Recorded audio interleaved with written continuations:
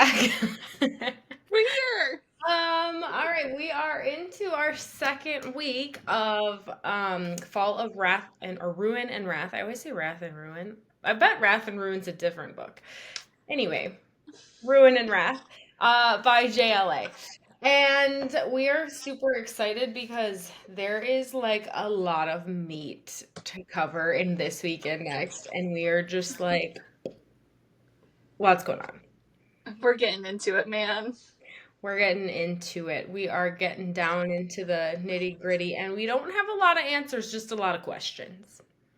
There's more questions than answers, and with how little of the book is left, I don't think we're getting answers.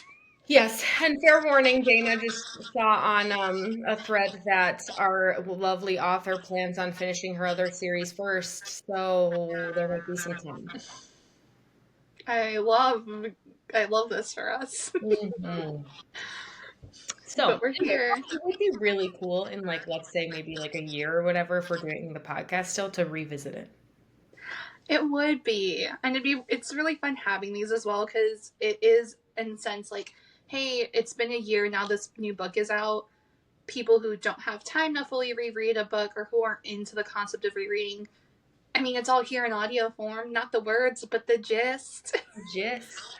Although I would say with this one, Read the book. I'd highly consider reading it. Yeah. I would read the book again. Yeah. To all future listeners, just pick up the book and reread it. You know you want to. This is your excuse to do so. This is one of those that I think I read like in a matter of 1 or 2 days the first time.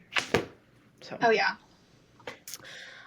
Okay, so we're reading chapters 11 through 20. Mm-hmm. So Dana has a bit of a recap for us. We both kind of got engrossed in reading though and didn't take as good of notes as we would have wanted, but my notes got very directed towards 2 characters in specific, but a lot of red flags. We'll get into that later. Yeah, she got a little sidetracked. I got very sidetracked, but let's, I guess, jump into a quick recap. We'll go chapter by chapter like usual. Mm-hmm. Chapter 11, we are seeing the fallout of what happened in the garden after Lys leaves. We find out what attacked, and it's really just kind of showing Claude's view on everything. It shows how he handles it. It shows how Lys portrays that a bit. Whatever. Again, my notes are very central to 2 characters. I apologize in advance. Chapter 12. Give me a pause because my notes again are great. Chapter 12 is we find out that we have a highborn court, or a royal court, who is visiting, and Claude has called upon Lys to be a courtesan and kind of sends her over to find out what the court wants. Why are they here? Because they're not telling Claude, but also Claude's high and drunk off his ass. I literally have a note that says the first note I have on this chapter is Claude whores out Lys. 100% he does. And I have red flags next to it. And then it says Claude is starting to look very problematic. This is a chapter that really started my beef with Claude. Chapter 13. We find out that the person she's basically getting whored out to is none other than our Highborn Lord. Because we need to stop meeting this way. And those things are a little interesting in these, a little spicy in these next few chapters. 14, not only name alert, we get her full name finally, but we find out who exactly Thorn is. His full name as well. His full name, who he is, and some other fun details that we'll get into. It's no use going over in a summary. One of my favorite things about JLA is her ability to mix spice and world building. Yes. It's like it's the craziest thing I have ever seen in my life, where she can mix the two so well that you don't even realize that you're reading the boring world building parts. I've also gotten so engrossed into just the world building and all the lore that comes with these characters that I fully forgotten that I was reading a spicy scene sometimes until like something else happened. I'm like, oh wait, yeah, that was going on too. How were Oh, they having this conversation? oh, his fingers are where? Oh, that happened. Okay. But then on to 15. Um we're continuing on that pipeline of this conversation with Thorn and Liz as she was sent as a courtesan. And he really just, yeah, we get into it, man. I think there's another bathing scene either in 15 or 16. There's another bathing scene, you guys. It It goes happens. all the way through 17. like yeah, I think All all the way the through way 17. This whole interaction spans quite a few chapters. through. So we're kind of just skip ahead. We get the reason why the royal court is there. We find out more, again, lore, world building, all of those fun things. And that really just kind of brings us into chapter 18, where we are reminded how much of an ass Himmel is. God, I can't stand him. We have Liz going to Claude, telling Claude, hey, look, this is why they're here. Also, did you know that he's who he is? And you didn't tell him I was coming? 19, our sweet baby Thorn pulls a Edward Cullen and watches Liz sleep. And then more world building happens, because why wouldn't it happen after watching somebody sleep? Which takes us into 20, where we are having a dinner with Claude, Himmel, Liz, our lovely Lord Thorn. Not so much a lord anymore, you guys will find out. Mm-hmm. And Bastion and the other highborn whose name I forgot. Basically, his merry men. His merry men. I'm gonna call them. These chapters had so much going on. Seriously. So yeah, it's one of those things where I think for each chapter we're almost gonna have to like kind of be in the chapter and bounce around a little bit and talk theories, because holy crap, Mm-hmm. they're It crazy. all interconnects, and a lot of the theories I have, because we kind of record these in advance for those who don't know. So I am now like the next 2 weeks in, and I've tried very hard to keep my theories for this week only based on this week's reading. Uh-huh. And I succeeded, I think. I don't really know anymore. Good. I don't think that the theories were too, like, there wasn't a lot that was figured out. There wasn't, not in these chapters. And the few things that I kind of gathered in these chapters and where my mind went, it was very much, wait, is this what's happening? And then let me go run back to the other chapters we just read. Mhm. And holy shit, that's actually what might be happening. Do you have any theories right off the bat that you want to get off of your chest that are overarching for the entire? Throughout these chapters, Yes. I have Do them I need to get a written. photo of this for TikTok, FYI? Go ahead. Oh, there we go. I have, where did I write my Into My Lore? I have it written down somewhere. I think my overarching, oh, yes.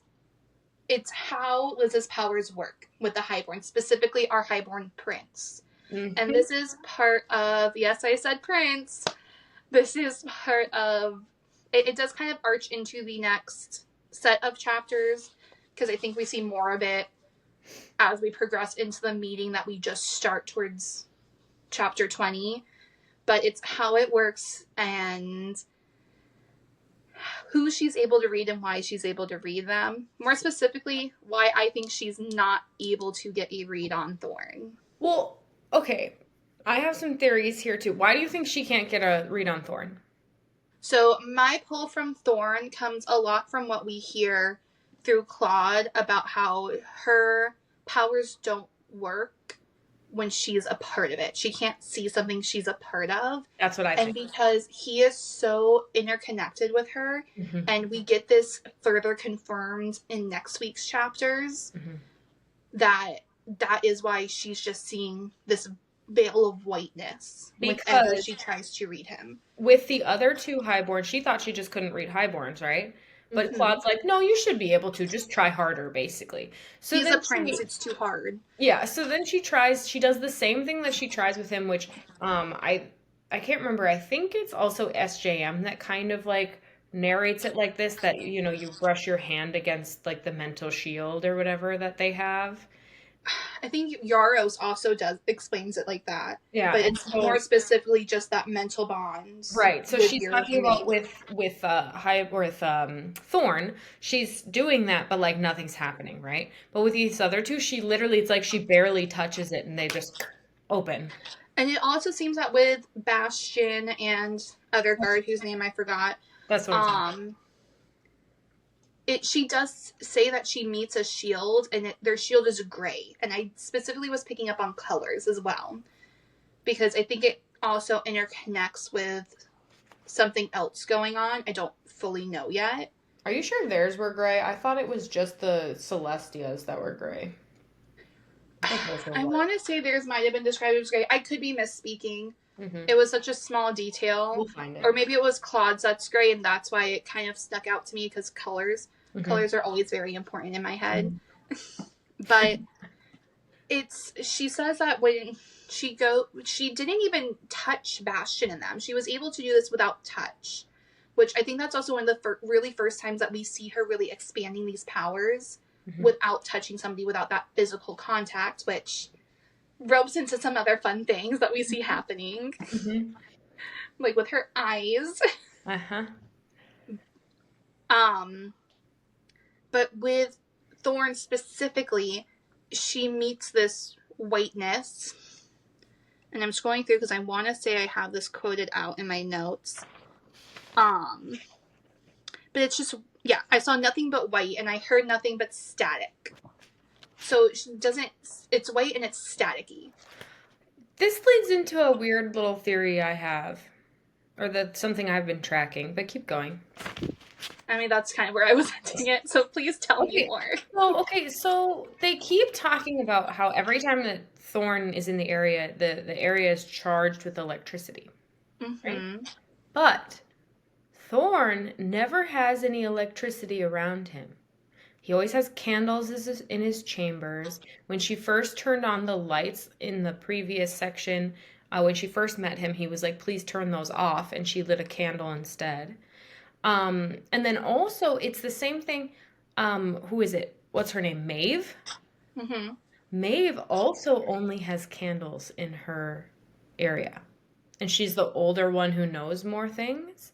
Old blood. Yeah, old blood. And so there's this weird sense because when she walked into Thorne's chambers, let's say when she got sent to him, she Mm-hmm. noticed that there was no electricity in this like wing of the building. And so Yeah. why? Like why? And then it's funny because with Thorne and the world building that they do, he talks about how technology way back was like kind of like offensive. You know what I mean? Like he did to their kind. They kind of hated that we had technology and stuff. Anyway, that's probably getting I way ahead of me. But the electricity, because I'm really excited about the whole past that we learn. it's very obviously our like Current time. day. Yeah, current day. Like right now. This is obviously like way in the future for us. It oh, I can't wait till we get into those Okay. chapters, which is next session, but still. We'll go to chapter 11. This is all just fun stuff that we're excited to talk about. So we'll go to chapter 11. My first thing that happens is they're talking about the Numiers and how we finally figured out what was coming to Thorn in the garden, because if you remember, we left him off in the garden and something was coming and he said, you need to go because you're not safe. And Mm-hmm. so we find out that there was I'm saying it, yes, right or wrong, Numiers. Is that how you say I it? believe so. Numiers were attacking in the garden. So we learned that Numiers were another type of highborn, the kind lowborn rarely dealt with or saw. I'd only ever seen them once before when Grady and I were just kids after leaving Union City, which is really interesting, by the way, because they left Union City right after her interaction with the highborn lord. Mm-hmm. The stagecoach driver had spotted them on the road, circling a portion of the winch Winchwoods? Which Wych Winchwoods. Anyway. woods? Um, they were they were something straight from a nightmare. A creature with a wingspan over 7 feet and talons longer and sharper than the claws of a bear. From the neck down, they resembled an extraordinarily large eagles that stood nearly 4 feet tall, but their head was one of a mortal. Yuck. Creepy creatures. They also kind of, and I know it's not actually, what is, sorry, I just got a message. And you go into Do Not Disturb. There's this very specific mythological creature they're reminding me of, and I can't place it.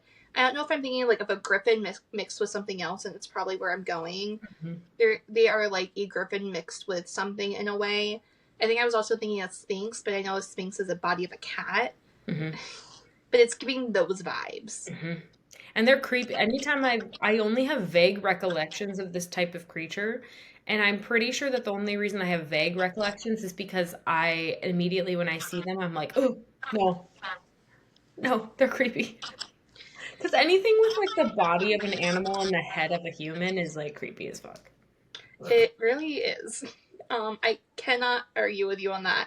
However, I'm going to go into a little bit of a hate Claude tangent because he does not seem to give two shits. No. He seems to care about the fact that it's hitting close to home and that could possibly mean like an issue for him in the long run. But it's also like, I don't think he would have cared if his med weren't affected. But it was the fact that something he owned was part of it. Did he call them? What do you mean, did he call them? Did he call onto them? The new mirrors. Did he bring them there? No, he didn't. And it is kind of confirmed later on why they were there. Thorin explains why they showed up. I'm trying to remember why that is.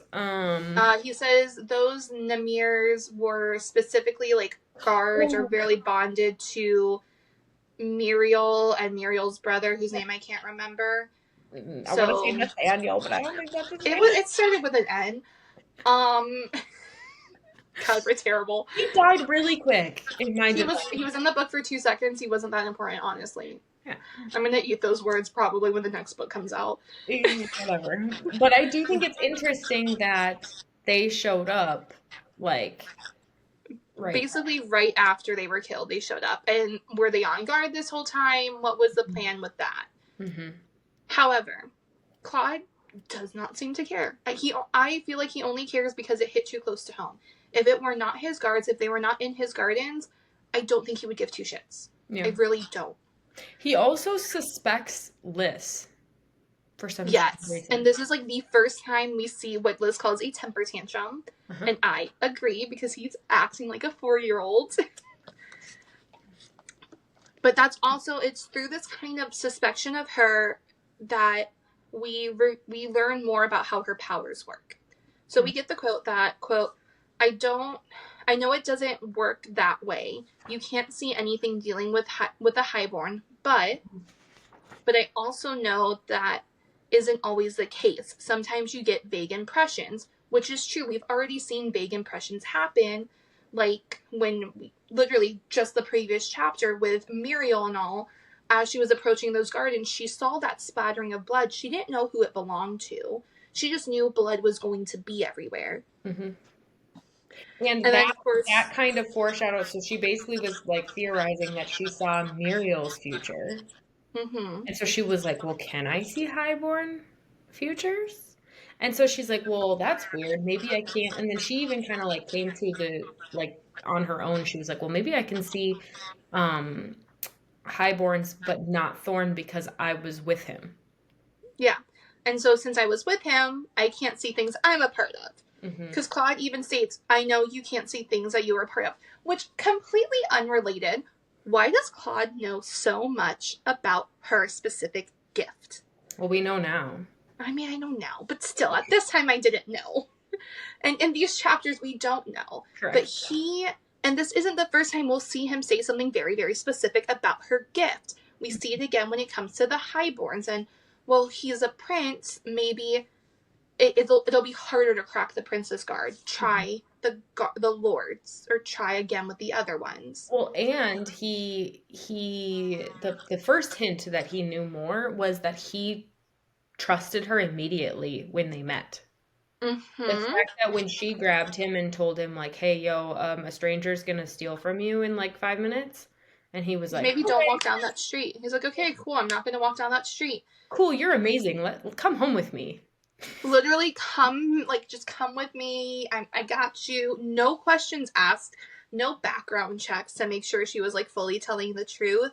Mhm, And red flags, because like, why are we trusting somebody that easily? mhm. But also, he clearly knows more than he's letting on. And oh, I can't wait till we really find out more about why. Yeah. Well, and so right after this, she starts talking to Grady again. Yep. So She's Grady's talking to mad Grady. because what's his face had a temper tantrum. Claude has a temper tantrum. They're discussing the temper tantrum, but she also brings she sees that Grady's wounded, right? And she's going, "What's going on? Like, what is that? Oh, I was just working. I was I think he lied. blacksmithing. I don't fully buy the blacksmith thing. I think that he got burned from Thorn's flames at some like not on purpose, but maybe he was like trying to save people or something or in the fire, you know what I mean? Oh, Because like I don't know, I don't know why he would be burned. Like otherwise, like which I think she could have brought up the blacksmith, like JLA could have brought that up in a different way. yeah. And so I feel like it's kind of like a hint towards like he's hiding an injury. And like Liz hides injuries too. So it's kind of Well, like a theme. and I also think that the blacksmithing was brought up to start us on a path of conversation with Grady that we then explore once we leave Thorne's chamber, Hmm. which is this whole, what does our future look like here in Archwood? Or Hmm. at least Liz would like to stay in Archwood. Yeah. Well, and Grady's trying to avoid this conversation. So like He, she asks and he goes, "Yeah, I haven't talked to him yet." And then like, yeah, he's writing her off. Yeah. Well, I'll get to it. I will. And immediately changes the conversation. Like, you should probably stay out the gardens. You're gonna hate me, but you should stay out the gardens. mhm. Like, yeah, Which no, is like, duh. was he in the gardens last night and that's why he got burned?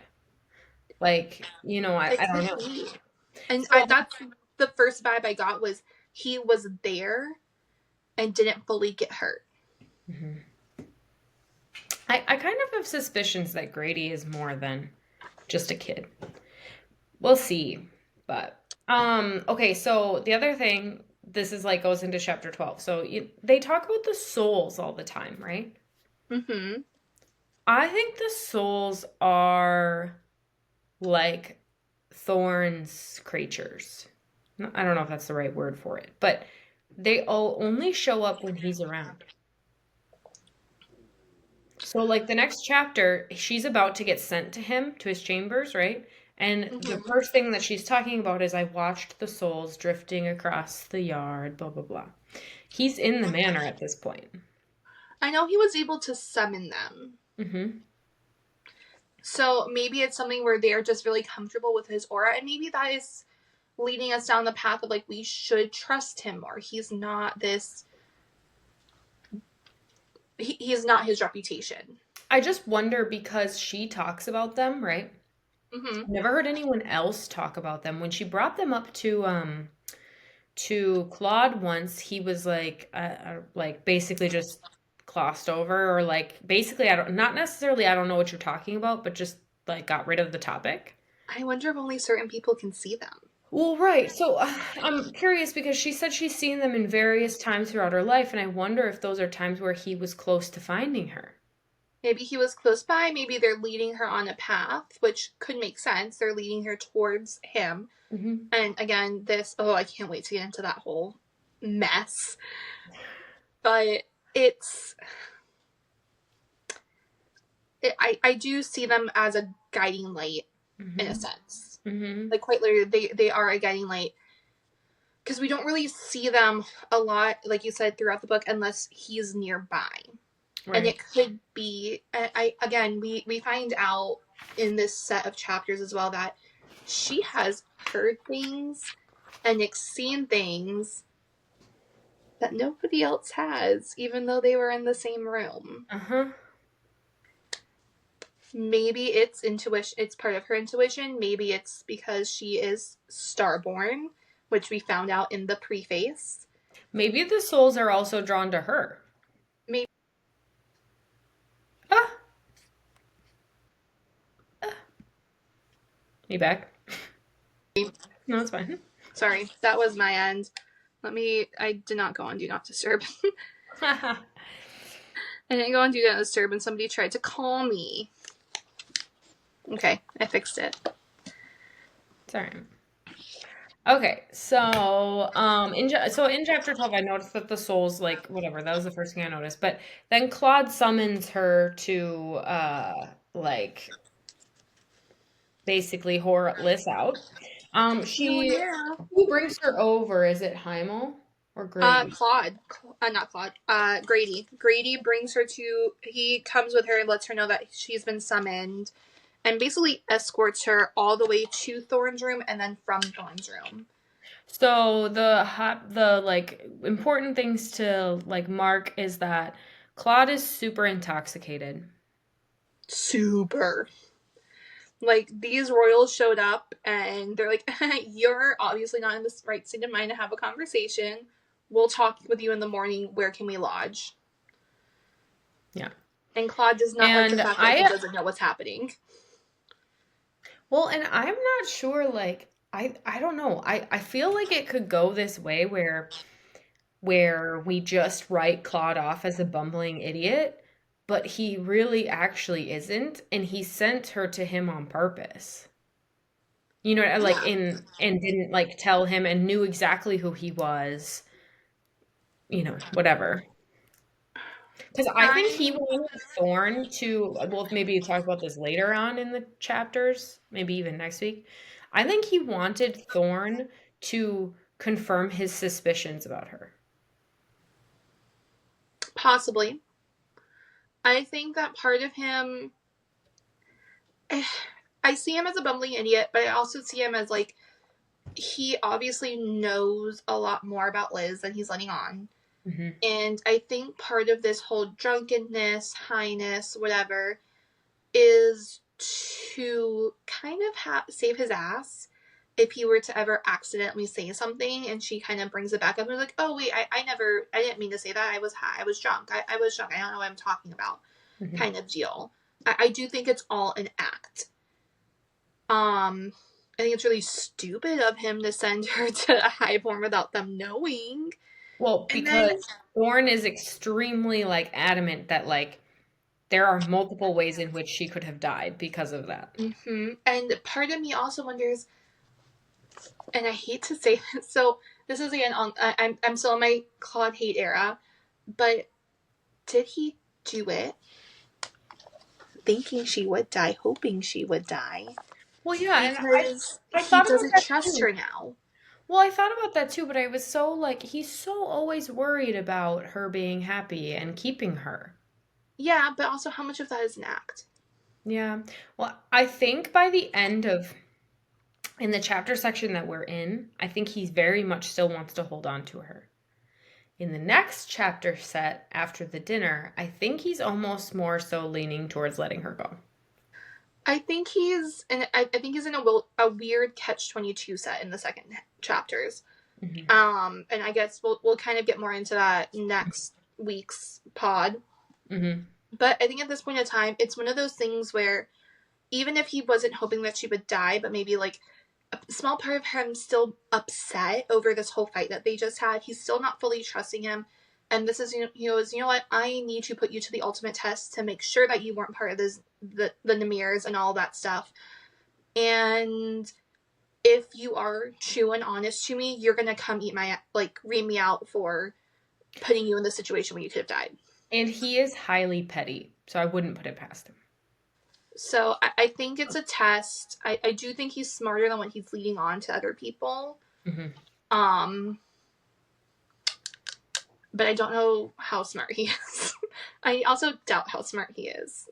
Yeah. I'm just trying to see if there's anything else. Okay, yeah. He thought he was late on taxes. That's what his excuse for The sending her. tapes, I was waiting for somebody to show up who was a Tamlin to just show up and start collecting money from people.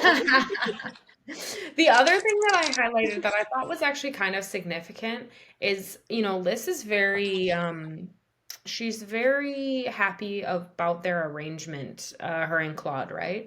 But I think Mm-hmm. later on she's going to learn more about how angry she is at Claude because this thing that I highlighted, after all, I had been a virgin before meeting Claude, having experienced only a few hasty gropings that ended with me hearing things I wished I hadn't. So we learned that she came into this place as a virgin. And I Mm-hmm. think that she is going to like resent Claude for her position in his manor more and more as the series goes on. I do think she's going to come more to terms with the fact that, granted, yes, she was given everything that she wanted. It really was just a nicer, prettier version of the hellhole she was already in, right? I Right. I, I feel like she's gonna have a moment where she might realize that Claude and Himmel and all of them, as much as they put on a front and are like, well, we want to make you safe, we want all of them, well, not so much Himmel, but Claude at least. Um, he at the end they're really no better than Mister. Well, and she says even halfway down the page now, because Grady's like, "Do you really want to do this?" Basically, and that's basically Mm-hmm. their conversation. And she says, "But why would he have thought that I would?" She's saying, "Say no. I didn't tell him no. Doing so rarely crossed my mind because this is how I made sure I was invaluable to Baron." And she doesn't call him Claude there. She calls him Baron, which she doesn't do very often. This is how I ensured that Grady and I would never end up back on the street, so I wasn't sure whom I should be more annoyed with, me or him. So she's almost mad at herself for putting herself in this situation. She is, and there is something to note with names, and I definitely have every intention on getting into that once we kind of get into the room with Thorn, because we will see it more there specifically. But Liz is very intentional with who she calls and what she calls them. Hmm. And you can tell her relationship and her closeness with somebody in a situation by how she chooses to address them. In this moment, she's not feeling close to Claude. She she is almost separating herself from this situation. Hmm. And you're getting that fact of she is, oh my god, I can't think of the word. Not, I guess, distancing, but not distancing. Associating? Dissociating maybe Hmm. herself from the actions that are about to occur. Hmm. Yeah. And she doesn't, she thinks highly of Claude currently, and that they are friendly in a sense, Hmm. and that's why he's not getting called Claude. He is the Baron. He is this title, Hmm. and as the Baron, as my boss, he is asking me to do this. We also get the sense that sex is a big deal for Liz Mm-hmm. because she usually uses, what do they call it? Long night. The long night on people so that she doesn't actually have to go all that distance with them. And so I also think it's very interesting because like we'll get more and more through this over the chapters, but Thorn actually takes it very slow with her, I would say. Like Mm-hmm. he kind of almost acts like teenagers where you go from one sexual act to the next on each We're time. traveling the bases. Yeah, we're going like further and further each time or whatever. So it's almost like he's taking it slow with her, which is interesting because you learn that she never says that sex is a big deal to her. She actually acts a lot like it's not. But the Mm-hmm. fact that she typically drugs her people that Claude sends her to see, and she typically tries to slip out before that happens, you realize that it is kind of a big deal to her, or she just never even really wanted it in her life much at all because she's just too worried about surviving. Yeah. And you do get that sense because she, and we'll learn more on, that she never really plans a future. She never really thinks beyond the present day because that's what she's used to. She's used to only taking it minute by minute to make sure that they're surviving and they're getting where they need to get. But after we're walking through the hall, we finally meet Maven. Mm-hmm. And Maven is such an interesting character. She's also kind of a jerk, but we'll learn that later. Oh, we'll learn that later. Well, I wonder. I have thoughts about Maven. I really like Maven as a character, but as we're introduced with her, you get the sense that nobody fucking knows who she is. She just exists, and we get this quote of, Naomi had once told me that Maven was the Baron's grandmother on his father's side, which is important because that is the highborn side. Mm-hmm. But Valentino, one of the other paramours, said that she was the widowed wife of a past groundskeeper. Lindy, a cook in the manor, claimed that Maven had been a mistress of one of the past barons, but I was of the opinion she was a wraith that somehow managed to keep the flesh on her bones. Hello. So nobody knows who this woman is. Mm-hmm. However, she is in charge of the plucking and the primming and the da-da-da-da-da-da-da. Her whole job is to pretty up the girls. Is to pretty up the girls to Claude's standards for the male gaze, I think is what I actually wrote, and send them on their little way. Yep. And she doesn't speak like much at all. Or if ever. We don't hear her speak until the next set of chapters, and she basically gets forced into doing it. Yeah.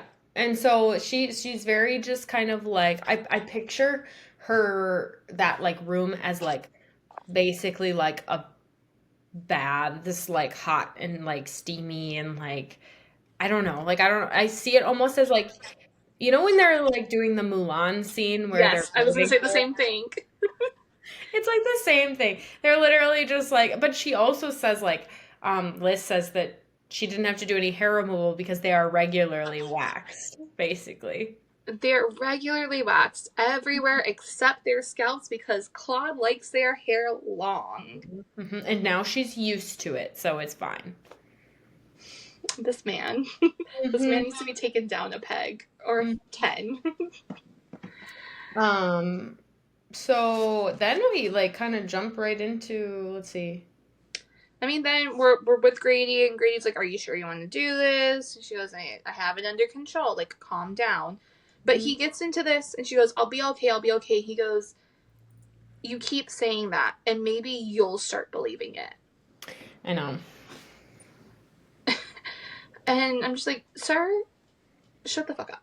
I mean, if I were in Liz's shoes, this is exactly what I would be doing. Yeah. Like, I would want to stay with Claude because it's way better than where she was living before, what she was doing before. But it's his whole like, and she goes, "And maybe you'll start believing me that I'm going to be fine because I keep saying this, yeah. Or maybe you'll start believing yourself because you're not fine." And that to me just, it threw me back to reading Fourth Wing and Dane trying to throw Violet back into the scribe quadrants, even though she has 2 dragons bonded to her. Mm-hmm. And I'm just like, dude, shut up. Like, if it weren't for her, you wouldn't be here. You'd all still be on the streets. Who likely kept them alive all these years? Her. Oh, yeah. And she'll talk about, and she'll go into later on how it's like, no, having somebody else, like, that's one more person you have to look after, but they're also looking after you. I'm like, no, sweetie, you were doing all this work. Like, It was her intuition keeping them alive 110%. I think you need to find your place. I think he needs to find his place. Mm-hmm. And shut his mouth. Mm-hmm. But we enter... Sorry, one more thing. You can tell with him that he doesn't actually carry any of the emotional burden of their situation because of the way that he's free to dream about his hopes and dreams and what he wants. And be able to, basically he wants to be a rebel. And so because he wants to be a rebel, you can tell that he doesn't actually carry any of that real weight that she carries on like their situation. She's the one who like owns their living situation. Mm-hmm. She is the reason that they are there, and if she screws up, they both will get like sent out.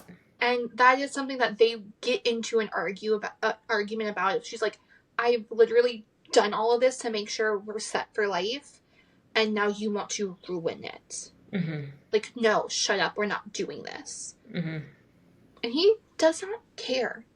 She really needs to start finding people who actually treat her. Oh, she has found somebody. She just needs to stay with him. But she doesn't trust him. She trusts everyone else. So she realizes very quickly that she got sent to a highborn, not just any highborn, Thorn. And Her highborn. she's mad at the beginning because she knows that he easily could have just killed her for like going into his chambers without him knowing. I mean, listen, he made it very clear on their first meeting that the second his hands get around her throat, she'd be dead. Mm-hmm. So, like, why do we keep meeting like this?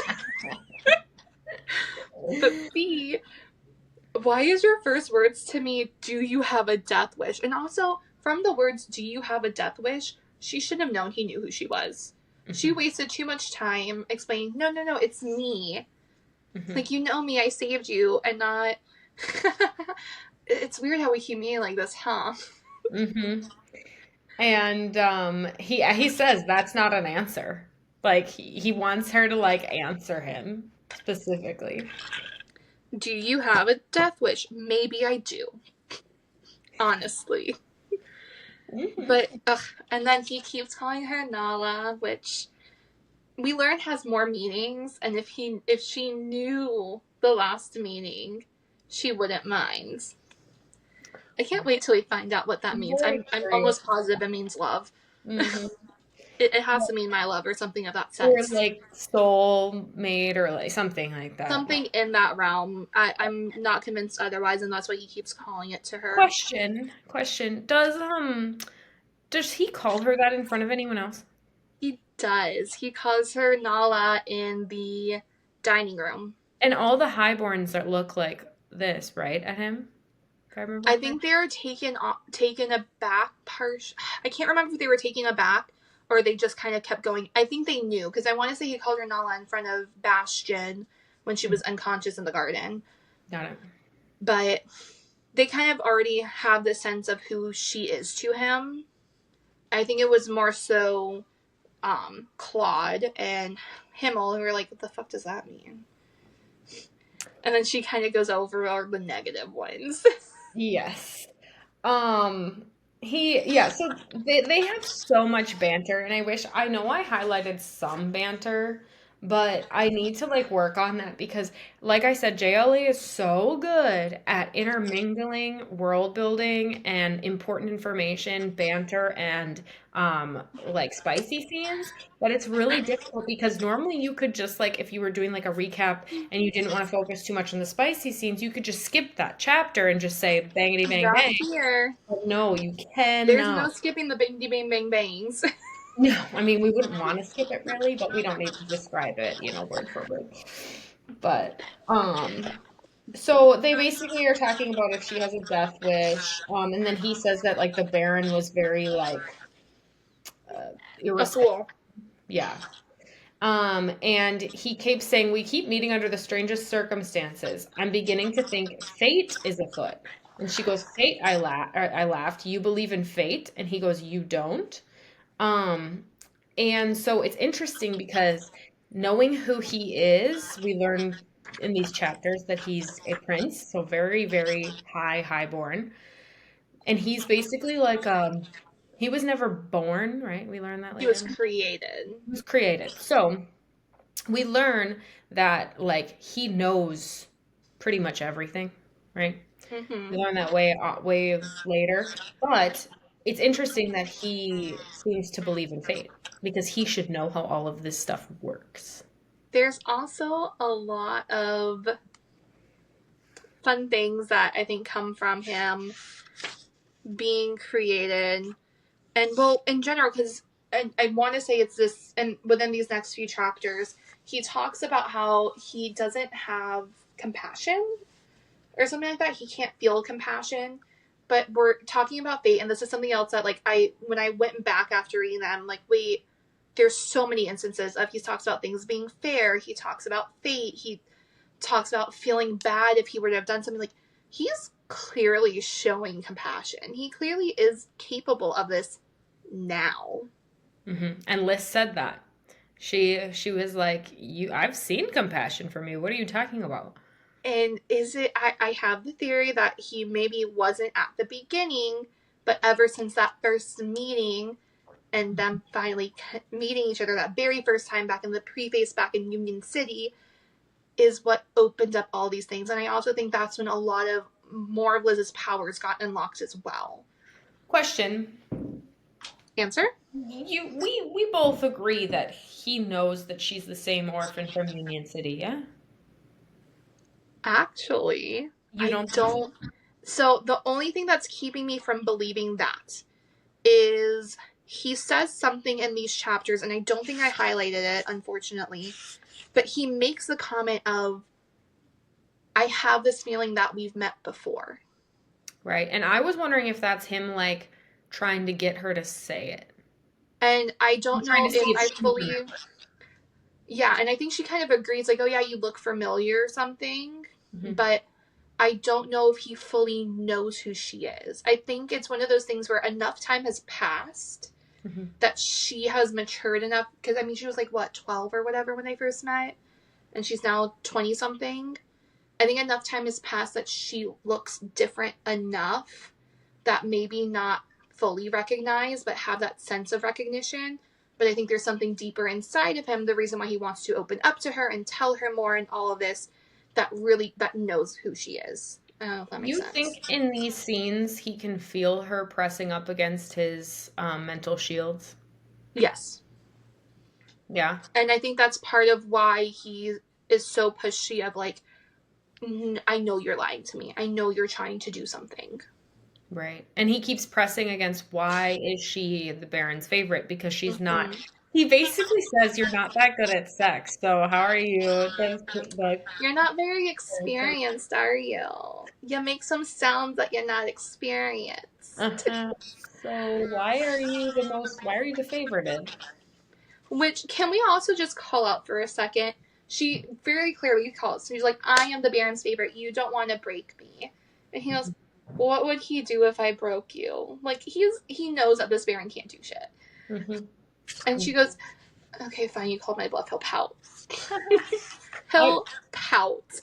I also noticed that okay, so Thorne is like really rough with her always. Yes. And then he always backs off and goes, "Did I hurt you?" Like it's like Mm-hmm. he didn't care in the moment if he hurt her, right?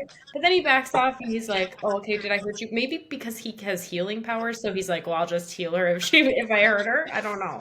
But he gets We can really make it mad if better. somebody else hurts her. So Well, because he's jealous and he admits to it. I don't know if it's in these chapters or the next, but he does very much admit to being jealous. I think it's in the next chapters. Mhm.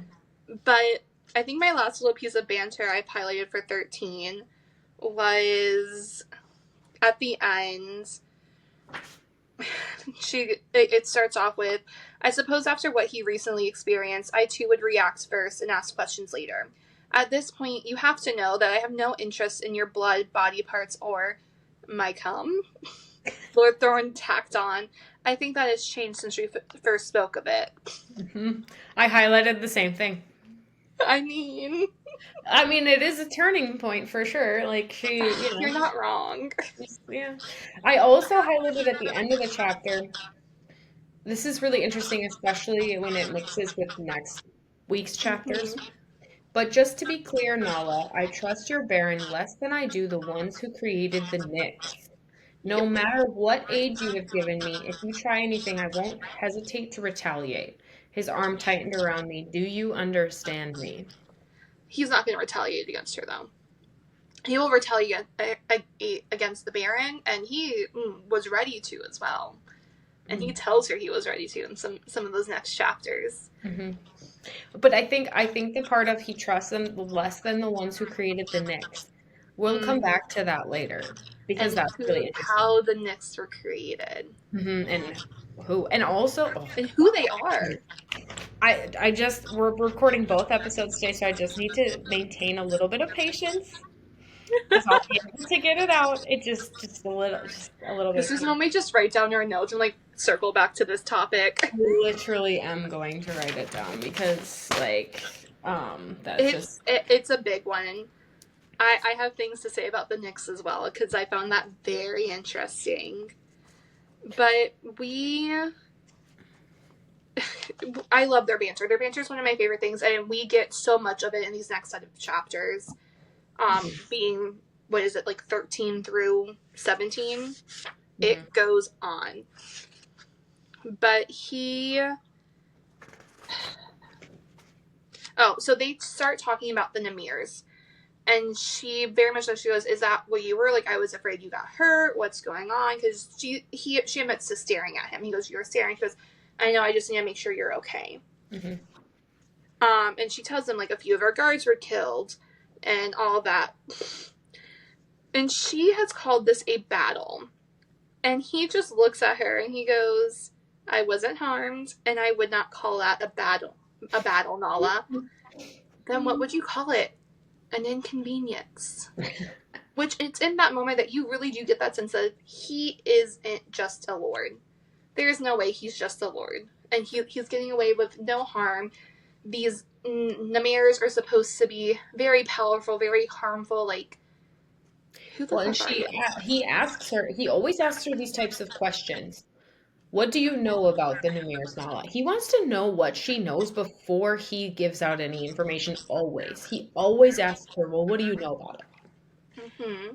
And what's interesting is we find out very quickly exactly who he is because she says, um, I imagine Prince Rainier would be displeased. And he goes, and actually, I imagine he'll be quite the opposite. He continued before I could ask, why would that be? Or I asked why that would be. So your Baron didn't advise you of whose chambers you'd be entering. So he changes the subject. Oh yeah, he's very quick. Like, he's trying to avoid, and I have my little theory always. He's trying to avoid kind of telling her who he is. And this goes hand in hand with almost any time something happens, be it she catches him in the middle of a fight or whatever. He always asks, well, are you afraid of me now? Mm-hmm. Like, you're not afraid of me. Are you afraid of me now? Is this making you frightened? And it's because who is Prince Rainier though? one of the other princes. Is it? That's what I'm like confused about. I think there's like a handful of princes and there's a princess. I want to say there's 2 or 3 princes. And then there's the princess and then there's the king. So then he basically is just hinting that he has a very close relationship with Prince That Rainier. he knows of him really well. Yeah. And he changes the subject, but he always kind of comes back to this, are you afraid of me? He doesn't want her to know. Mm-hmm. If she did not ask the question she asked, and then again, he had to answer it because we learned that highborns can't lie. Mm-hmm. They're not able to tell a lie. So we're more or less able to take everything he tells us at face value. Obviously, wording can be played to one's favor, but they can't lie. So there's no full lying, there's no half truths in a sense. Like, he has to be more or less upfront with her and honest. And so when she kind of asks a very important question later on and he bluntly tells her, because he has to, he can't escape it. Mm-hmm. He is giving in. He doesn't want her to know she is someone important to him, and her ability to trust him is very important to him. Right. And we see that very early on because he also keeps kind of asking her permission for certain things.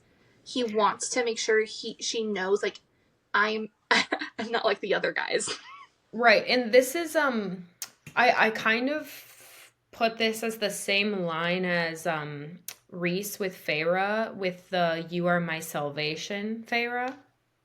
Like, I kind of get this like sense with him that like she is, because he can tell that he's starting to feel empathy. He's starting to like, evolve almost, I think, and so is she. And I think that that's like a thing. What? I love that you compared him to Reese because I have that written down in my notes as well. Oh yeah. Especially so we'll just kind of skip to that part because I want to say it's this chapter. We find out that he is Prince. Yeah, so she gives him her name, and she says she doesn't know why, because she's never given anyone her name other than Grady. So this is the Never. first time we've heard her speak her full name. And he says Callista means beautiful. She didn't know. She didn't know. Mm-hmm. Names have meanings. Names have meanings. Names are important. And it's the fact that he keeps pointing out the definition of these names. Mm-hmm. He keeps telling her all the different definitions for Nala. He immediately, as soon as he knows her name, did you know that this is what your name means? He also reacts very strongly to Claude calling her pet later on. And he reacts very strongly to one of his nicknames later on, which I really, I did not give myself the time to deep dive it, and I might do it for like a future episode, because of what his nickname is, which is very interesting because we also talked about electricity earlier. Yes. And so to set the scene before we go back into what his name is they're about to get into the bath together. So that's the spiciness. So all of this is happening while this She's bathing him. She is fully bathing him. He told her, he goes, "You're going to bathe me like you did before. Like your Baron sent you here. I'm going to feed on your pleasure. This is what we're doing. And You're then going to service me. Here you go." She says, "I reached to flip the light on only to realize there's no powered lights in this space." It's very like quick, but I find it very interesting. Anyway, so they also are having the same conversation about like during this whole time is she is very clearly like being sent here to pleasure him, and she's very like, what do you call it, like open about the fact that I'm just here to be of service. Like every time she's like, I'm doing my job. My Baron sent me. I'm here to do my job. This is my job. Mm-hmm. We do get a note of her intuition. I'm not going to read this full excerpt. I'm kind of just going to read the parts I highlighted, which starts with, "Either way, I needed to get my intuition to work to continue to prove how indispensable I was to the Baron." Again, we're not getting Claude's name. If we skip forward a little bit, we get, there was this sense that I could get inside the Highborn's mind, a knowledge I couldn't back up but was there nonetheless. It was intuition telling me that I could. I just needed to figure out how. So I do think that goes hand in hand with kind of getting inside of Thorne's mind, because I believe that we do kind of see her get into his mind a little bit later on in this chapter. Again, unless I completely missed something. Well, and I could have. She also says something about how Claude either was too stoned to consider my abilities wouldn't work on a highborn, or he obviously believed my abilities could. And maybe he would know that, being that he descended from them, but wouldn't that also mean he knew another who could do the same as me, which I was positive he didn't. Circle on back to that later. Let's just start that, highlight that, bookmark that for next week's chapter, y'all. We're going to come back to that. Oh, I can't wait. So it takes them like a minute to get into basically like get him into the bath, whatever. And he's like teasing her about not being experienced during this point. Ugh. Has it started? Not yet. It hasn't started yet. We're getting there. Oh, she also she's bathing him. And he says, "Tell me about yourself." And she's like what or whatever. And he goes, "Anything. The silence allows my mind to wander up to what your hands will feel like on my dick." And this is not something he wants to think about right now. No, we're trying to like, he's trying to keep it PG. He's trying to go slow. Like he really is. And it's interesting to me because why? Why would he be going slow with her? He's intrigued by her. And this is when he starts to kind of ask her about herself. And I don't think she says right here yet that she was an orphan. Not yet. No, she doesn't say it until the next group of chapters. She did say that she's from Union City. Or was in Union City. And I think that kind of gets his like brain thinking. So she doesn't say Union. Yeah, she does say. she doesn't tell him Union City yet, but she tells him the approximate. Right, lowlands. Yeah, he goes, well, are you from Archbridge? She goes, no. Midlands? No, I'm from the Southern Lands. The Lowlands? Close about. And then she asks him, where are you from? Because if we're going to play 20 questions, you have to answer my questions too. Yes.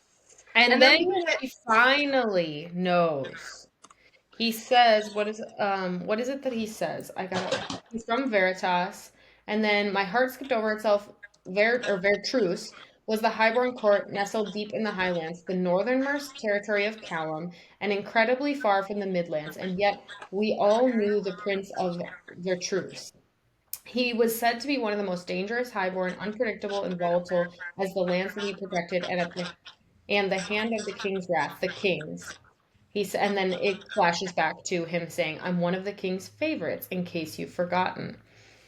And then the breath that I took went nowhere, and I stared at the back of his head, and a sudden sense of knowing filled him. "The Prince of Vertruse," I whispered. "What is his name?" He turned his head slightly. A moment passed. "You already know it." Okay. Did we ever hear him state that he was one of the king's favorites? I've tried to go back and find that. Because you're wondering if he said it into her mind. Yes. Yeah. There is a sense of wondering if you guys to catch you guys up that Dana and I are trying to figure out. We do know, we'll come back to it. I can't remember when this is. I think it's when she talks to Grady after she leaves his chamber. That there is a moment where Grady says, I remember Union City, and he didn't say that. He didn't ask you about the mister. Yeah, because she very much tells me, she goes, no, don't you remember what happened to the mister? Like, my highborn is different. My highborn is different. Mm-hmm. He's not like that. Don't you remember what happened to the mister? Yeah, they made him a bloody pretzel. Well, he did that because of the pinches. He asked me this, and he goes, what are you talking about? I remember that day like it was yesterday. Like, that didn't happen. He never asked you that question. Mm-hmm. And so I actually went back to the very beginning, and I wanted to know if that was in italics. It's not. Which is interesting. This just brings up my whole mind link theory, and again, is it the fact that I just came from reading ACOTAR, and that was a whole thing, and before ACOTAR it was Fourth Wing, and they all have this very similar sense of like mates / people who are somehow connected can speak through each other's minds. Well, so this is what it does say. So this is the very beginning in the prologue. "Your arms," he says, his voice so low this time I wasn't sure I saw his lips move. How did that happen? So yeah, he's speaking into her mind. So what's interesting about this is, what does that mean? And what does he know that she doesn't know as to why he can speak into her mind? And beyond that, is he speaking into her mind? Because it's in quotes because okay, give me 2 seconds, let me compose myself. I believe that the reason we're seeing that in quotes, it's A, she's really young and she doesn't really understand her powers yet. Mm-hmm. B, it's one of those things where this was such like a traumatizing situation that she could almost convince herself he was saying it. But the fact that he didn't see his lips move, is he speaking into her mind, or, hear me out, is she reading his thoughts? Because we see in the dining room scene, which is either chapter 20 or it's 21, and we're going to kind of bleed into next week really quick, we see that she is more or less reading the thoughts of these other highborns. And they're all in italics. And how they feel, and it's all in italics. Mm-hmm. But at that stage in the book, she doesn't grasp the span of her powers. Mm-hmm. So it would be very easy for her to misconstrue it as him speaking to her actually. Well, here's the thing though. I do think he's speaking to her. Whether or not he's putting it into her mind, I think he's testing if she can get into his mind, because he does say previously that he's one of the king's favorites, okay? But the second part of this sentence, it was said, in case you've forgotten, that is a direct speaking to her. Yes. So, like, it's not like a thought. It's like he's directly, like, trying to see either He's either putting it into her mind or he's trying to see if she can get into his. And then Or, she immediately falls for it. and it's very much like he could have easily dropped the shield for 2 seconds and let her grab that information. And again, why would he know he needs to drop his shield? Because he could feel it earlier when she was testing his shield out. Yep. And he turned his head slightly. A moment passed. So there's like that's a large reaction from someone like him, turning his head slowly and pausing for a moment. Mm-hmm. He's realizing that she can hear his thoughts. I Yeah. guarantee it.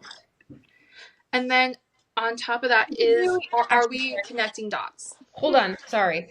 You're good. Before this, do you know if she tried to breach his shields before this? Before this moment right here, Yeah. Or or does he before put this a entire very scene in general? this scene? Because does he put a like strong ass shield up right after that? Well, we see earlier when she first kind of enters the room. I want to say it's chapter 13. We first see her trying to like get into his mind. Okay. So it And does. that's when we get, it's page 145. We get that whole I saw nothing but white. I felt nothing but relief, my own relief. So probably he can feel it. But he Her probably trying to sensed test. her trying to come knocking, come prying in. And I think that's also why, really shortly after that, we, after he gets over himself, we kind of get that whole, listen, it's the whole afraid thing, but we do get that whole like, why are you actually here? And as much as your lies and your half truths amuse me, I'm gonna need the real answers now. And it's because my guess is the only reason he would suspect her is because he can feel her tapping on his mind. And then he was like probably not sure, like, can I feel her tap? Is it her who's Is that tapping on my actually mind? her? Is it something else? Or is it somebody else maybe like just outside or whatever? And so he probably cracked it just a bit to see, is this her trying to get into my mind? Mm-hmm. Ooh. Ooh, it's so good, Dana. It's so good. It's so there. Ah, It's so good. Okay. it's so intense. This is like reading um ACOTAR again, but for the first time. Oh my god, you're so right. Like knowing everything you know, starting and reading. It's like reading your first fantasy book that really like sent you on a trip that you wish you could like reread it again for the first time. That's That's this. this. And it's one of those things that it's like, especially as somebody who has recently kind of really gotten into fantasy and fantasy romance and all of that, Hmm. seeing what other authors have done and how crazy it can get, talking to you, talking to other people who are into that genre as well. It's, oh no, we're going. It is a rabbit hole. We are falling down it. I need you guys to come on this rabbit hole experience with me. And I literally don't trust anyone because as someone who's dabbling in writing myself, right? I don't trust Grady. I don't trust Claude because in my stories, these like ingrained characters are going to be bad. And so it's one of those things where I really don't trust them no matter how trustworthy they seem. I'm like, anyone can be bad." They don't fully seem trustworthy to me yet. True. Even as much as I and we're gonna skip ahead just a tiny bit, but as I was finishing up my reading for our sessions, I mean, I was texting you last night and I'm apologizing. I'm like, I'm blowing her phone up at night. I'm so sorry. Only But reason it I didn't was, respond was because I was like, I'm not quite there yet. I'm not you're like, there shut up, I'm still reading. And I'm just like, Bonnie, I'm dying. But it was also just like, I got to the point with these characters where I'm like, oh, I need everyone to shut the fuck up. I need to go pick my book up from across the room. And also, how did you, in 2 sentences, make me go from writing a hate essay that really, like, if y'all could see the notes I have for these chapters, that Right. digs into this man, to Mm-hmm. going, yeah, I'm on his side. I think you should do that too. Mm-hmm. 20 chapters, my dude. 20 chapters. Yeah, I I go know. from hating you to, like, not liking you, but also being like, what he said. Listen to the little man behind the curtain. Uh-huh. Because that's what Claude is a man behind a curtain. Well, it's just He's so tricky. Anyway, so we actually learned that prince or that he is a prince. So, and it literally starts he says she says you're not a lord. He says no, I am not. And she realizes he is the prince of Vertruse. And he says finally. And then it actually like the narration switches. He, Prince Thorn, murmured. Finally, what? You're afraid. Mhm. But the big reveal of all, she's not fucking afraid. Nope. Which is funny because I think that's like a big theme in like morally gray characters is they are waiting for the The shoe shoe to to drop. drop. They're waiting for the person to be like, "Oh, fuck, you're that person? Oh, no, thank you. I don't like you." Because of all the terrible things that they've either done or been made to do, that they just want everyone to see them finally as like a monster. Like, "Oh, okay, now this is over and you're going to run away." Mm-hmm. And it's very much like we're waiting for that shoe to drop. His reputation precedes him, honestly. Mhm. But in the same sense, as she sits there and we get the well, that was also she asked about his age. But as the shock of his actual identity lessened and my heart calmed, I realized I wasn't afraid of him. I was more afraid of what he was and why he was here. She's not afraid of Thorn. She's not afraid of the fact that he's the prince. She's afraid of his reputation Mhm. and what that means for Archwood. Mhm. She trusts him wholeheartedly, and it's one of those like she is very much separating person from title, and we see that time and time again Yeah. as she talks to them, and she'll talk to either a title and she's addressing him as a title, and he constantly pushes her back of no. Thor. Anytime she'll call your great my grace, your grace, uh high lord, da, da, da, he's always Thorn, Thorn, Thorn, Mhm. Thorn, Thorn. And I think it's really interesting too, like, I think relating it back to like almost personal. Right now, personally, she's not afraid of him, right? But politically, she is. So, like, it's more so Mm-hmm. about like politics that she's like, well, I don't agree with the way that you guys just demolish cities. And yes, politics are very different in a fantasy world than they are here. But it's almost like she's like, I don't agree with your politics, but I trust you as far as it goes with me. Like, I trust you to keep me Mm-hmm. safe, but politically, I don't really agree with you. And this is where I'm gonna pull in my little Resand moment.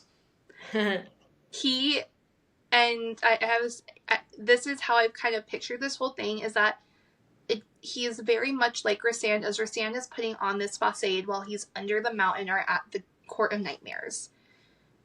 It's a mask. It's a show. He is pretending and gallivanting as if he is this monster of a person to Mhm, keep people afraid. mhm. To he doesn't really care for power, but it's to make sure that nobody steps out of line in the sense of he needs to keep the people he cares about protected. And in order to do that, he has to put on this show. He doesn't care about power because he has it.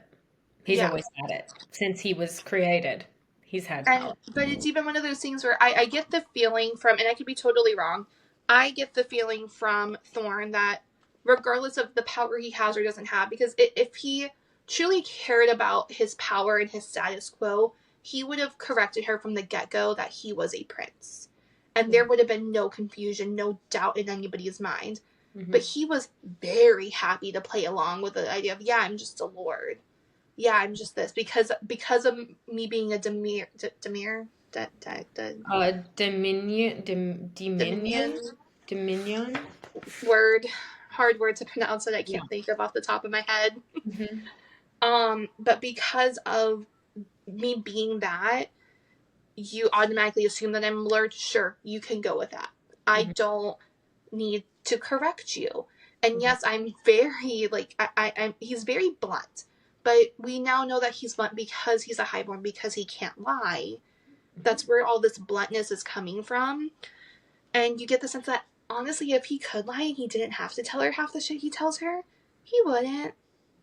Well, because he doesn't. He literally like omits. things all the time. Yeah, and what we learn later on, he's like, I have no idea why I'm telling you this. I probably shouldn't tell you this. Mm-hmm. I most definitely should not actually be telling you some of the stuff I'm about to tell you right now. This is Well, and illegal. it's the whole thing. He cannot lie, but he can admit anything he wants. Mm-hmm. And that's what he's been doing. He's been omitting everything. And so later on he'll stop kind of doing that, but probably not fully. We'll learn probably that he's been omitting things for a very long time and will continue to do so. Well, and I see it as I will answer your questions because he's very forthcoming as he answers her questions, but she's going to have to learn to ask the right questions. Right. To get the answers she actually wants, to get the full answer. Yeah. So she kind of like freaks out a little bit, but not really like in the way that he was expecting. Um, and so she's kind of like, okay, why really is he here? Like, holy hell, what the heck? Mm-hmm. And so she's like, like, why? Um, and so I don't know. They kind of just they continue with their banter. They continue with their banter. There's I highlighted a small thing about him questioning if she's been educated because of how she talks, which I found highly funny. And so we learn that Claude insists on them speaking properly. Mm-hmm, but we also learned that her education came from the prioress. I hope I'm saying that right. Mm-hmm. And she chooses not to tell him about her, and she continues to make that choice. Mm-hmm. But it's really just it's back and forth banter. We learned that he has a heart, but his heart hasn't beat in a long time. Right. And I feel like I highlighted more about this later because she asks about it again later. Yeah, and she figures out why it wasn't. Yeah. What is this that I highlighted? The future you have planned. Yes, This leads into one of my things. Yeah, he asks what is it that you always wanted, and she goes, "This is not what I always wanted to be." I shared, and goodness, that was the truth, if there ever was one. This is not the future I had planned as a child. But he goes, "What's the future you had planned?" And she goes, I had never really think about that. I don't know," I admitted, my voice sounding small to my own ears. And he says, "You had a plan, Nala." And she goes, my brow creasing, I shook my head. "I had no idea why I even said what I had. I had no future plan beyond this day, this night." So it's like she's blocking out something and something came through from her childhood. So I fell down a small rabbit hole because we learn soon after that he was created, right? Mm-hmm. I want to say it's in this chapter that we learn he was created. If not, I think this we one, already knew. We already knew that because it was in the like. following. It was in the beginning of the book that that dominions were created. They're created. So we just get, and I kind of fell down a rabbit hole of we've never heard much about her parents. We still haven't. Mm-mm. We don't get much about her parents. We do kind of get a little bit more later on that leads me away from this slightly. I'm still a little curious. I'm a little sus. We know she's starborn. Mm-hmm. That was very much that her power was gifted to her from the stars, I think is more of what was stated. We learned that later, but yes, keep going. Whatever. She's starborn, theoretically. Mm-hmm. We learn more about what starborn is later, but in the sense of he was created, I have a feeling hers is a very similar concept of she was created from the stars or created by the stars. She fell from the stars, however it is starborn's work. And it's because of that she doesn't have that those parents, and maybe she grew up differently. Yes, not created in the sense of he was created. We'll learn more of how his creation works, but she doesn't have those parents because she herself was created in a sense, and through that creation, it's kind of blocked out maybe part of her memories.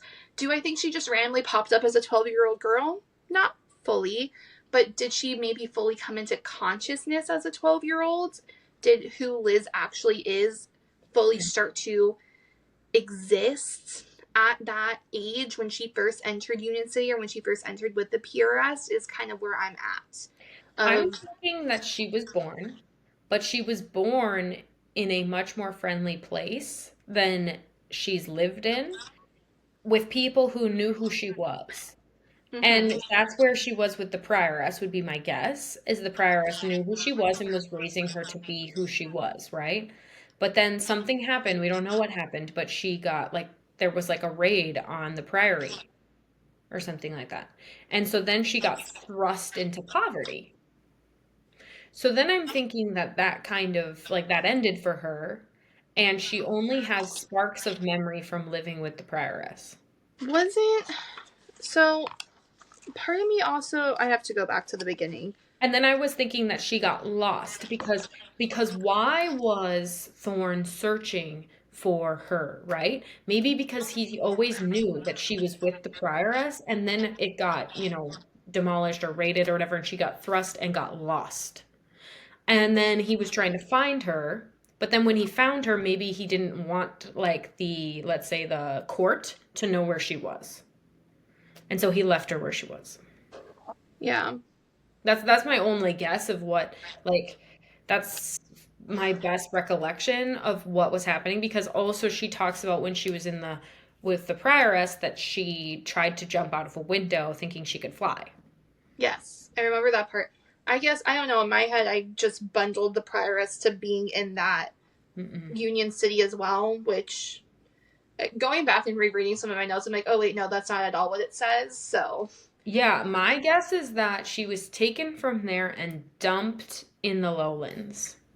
okay. And I'm not sure if the prioress was in the lowlands. I don't know, but I think that the maybe the prioress was in the highlands and it got demolished, raided, whatever, and then she got dumped in the Do lowlands. you think she was from that city that got destroyed?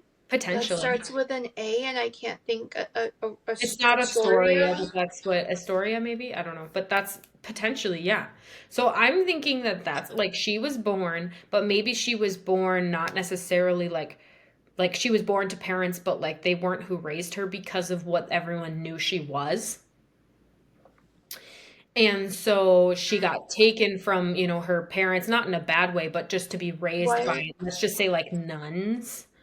What You if know, she got nuns. moved? The prioress, and all knew about the fact that the city was going to be destroyed, and that's when she was taken from it. Yeah, and sent to the She lowlands. was sent away somewhere where she could be safe Hmm. because she is going to be the. I have. She's going to be a reckoning, right? And she's going to be the next reckoning of everything, especially if she is a Sephra that Sephram And I is don't sense expecting. seraph. I Yeah, don't sense sorry. that it was that long, or seraphim, I guess is but I don't sense that it was that long between when she was with the prioress and when she was with the mister and Thorn was searching for her. Like I don't sense it No, was that long of a period. Maybe like maybe a year.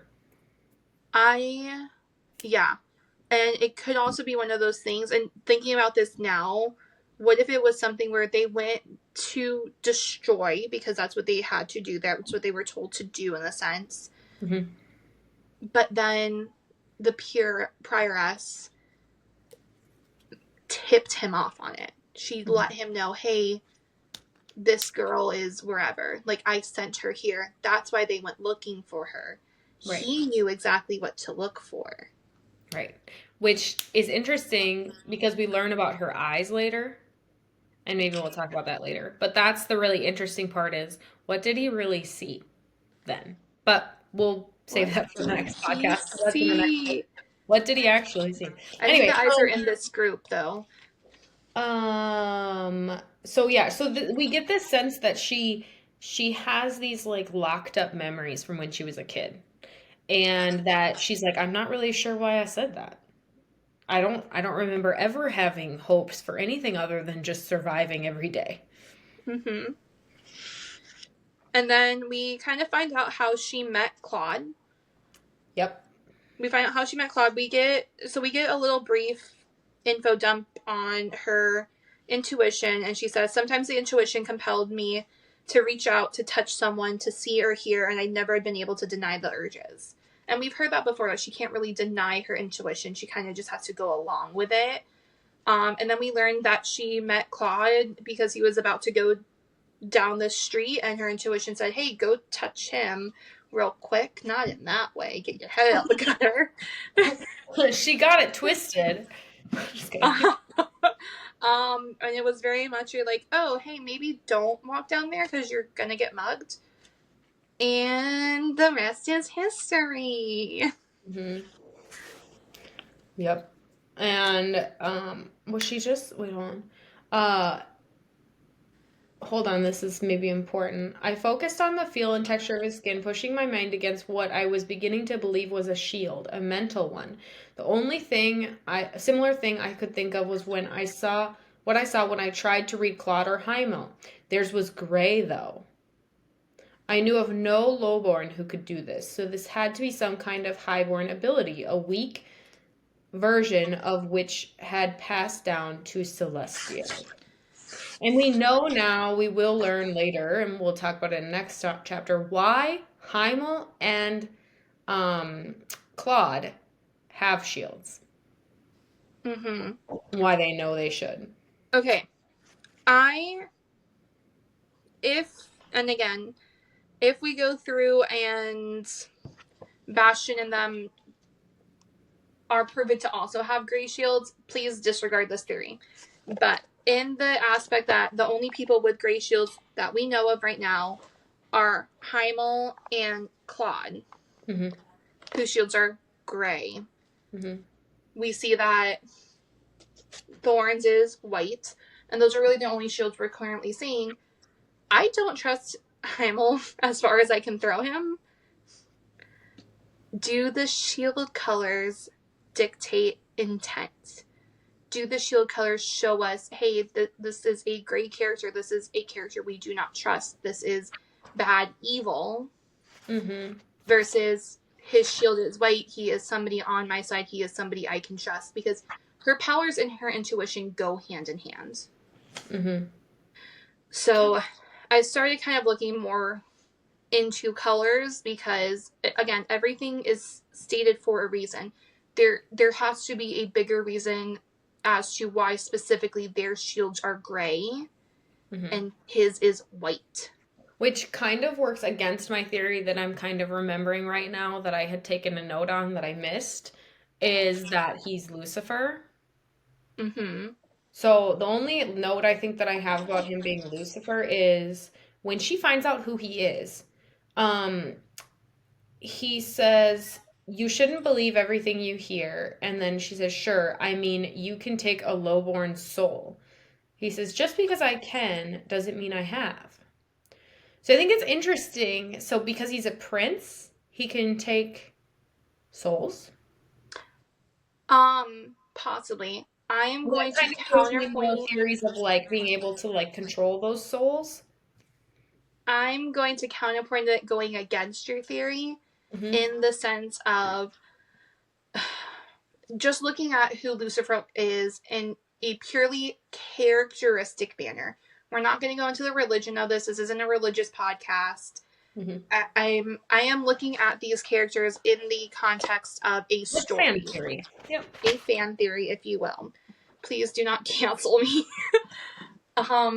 This is lore. This is lore. This is world building. Lucifer, if you look at the Garden of Eden and how he tempts Eve, he tempts Eve with the apple, which then gives her knowledge. He's not the bad guy. Yeah. He's morally gray still, but he's trying to kind of help out. He's very much showing her, like, this world that you believe is perfect isn't perfect. There's other things going on. You need to know this information. Yeah. You need to step out of your rose-colored glasses. And I think that we are still seeing that same aspect with Thorn, because we do strip her of her rose-colored glasses. We learn more about the past and all after she bites the apple, maybe in a different way, but... To be fair, when we learn about the history, it doesn't make sense for him to be Lucifer. It doesn't. He wasn't even alive back then. No, but I will say, because the history does very much get like, this is the reckoning. Mm-hmm. We are entering the is it called the Reckoning? It might be called the Yeah, Reckoning. I think so. But I even wrote that as a note. But I still see him embodying the characteristics in the sense of he's coming to give her the knowledge and help out. I don't think Lucifer is the bad guy in this at Do all. you believe that right now the king would be considered God? Yeah. Okay. I, I I, I, I do I see it in that sense. Like, this is, we have that godlike figure. He is trying to keep everyone's rose colored glasses on. Everything's great. What I want is happening. mm-hmm. And because you have that fall of the archangel and all of that, where he kind of goes, actually, no, this isn't great. we need to change this. Mm-hmm. Towards the end of this chapter 15, is there anything more important or is it just spice? I'm like trying to I didn't highlight anything else, but that doesn't mean that there wasn't anything else important. The last thing we get for this one was, oh, he looks at her and he's very much like, I think you're lying to me. You need to, there's more that you're not telling me about you being here in my room. Mm-hmm. He's caught on to something. Mm-hmm. And I think it's that little scrapey scrape at the shield that she was trying to do. Yeah. And that's why he knows that he's caught on. Also, he always knows when she's lying. He has to have insight into her mind. Or he has a truth-saying power or whatever. Yeah. I wouldn't be She can't get surprised away. if they had that because they always have to tell the truth. And I think he maybe even says at some point that if you lived as long as him, you would know when people are telling you the truth. So maybe it's just like telltales he's able to pick up on. Potentially, yeah. And I wouldn't say that she's necessarily lying. I think he's like Half truth. I think he's oversimplifying. I think it's more so she's being deceptive, like in Well, her, he calls her out on lying and half truths. yeah. Or she has So, and moments. he's done that before because she is very big on those half truths. Mm-hmm. So then we jump right into 16. He says he's still calling her out. He goes, "I don't think you're a skilled courtesan." My favorite part that I've highlighted, and I sent Yep. this to somebody to convince them to read Me. this book. Well, you already read it. I sent it to somebody else to get them to read the book. Funny. But it was one single brow rose. Are you suggesting that your Baron thought I would prefer debauching an unpracticed potential virgin who one day wants to become a botanist? Debauching a botanist should be a color name. And then she says, "You don't?"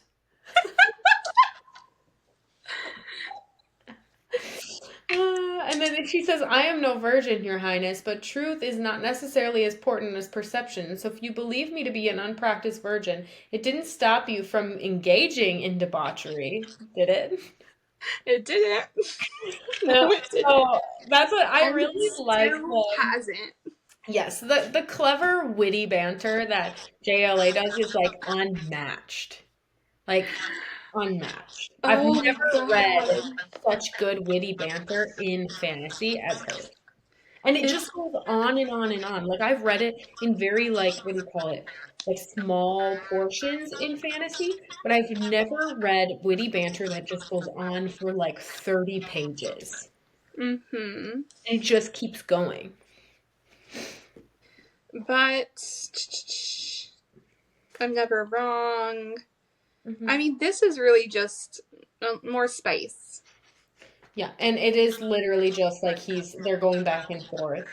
Like he says, "You said you were sent to service me, correct?" I nodded. One of his hands slipped up my back, tangling in my hair. "I don't think that was the only reason you were sent to me."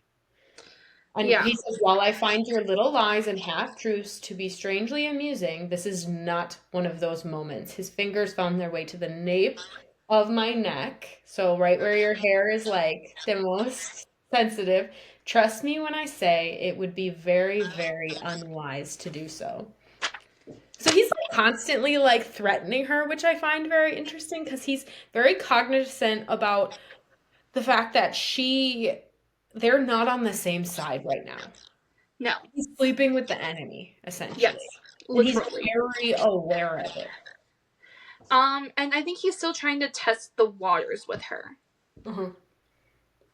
But I mean, my notes for this chapter were that quote that you just read, and then followed by "Homegirl got caught."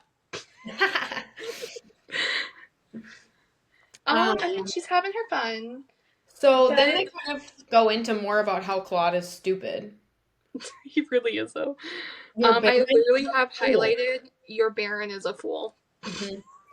And then she says Claude was a fool, and so was Yeah, I. yeah, yeah. Where's the lie?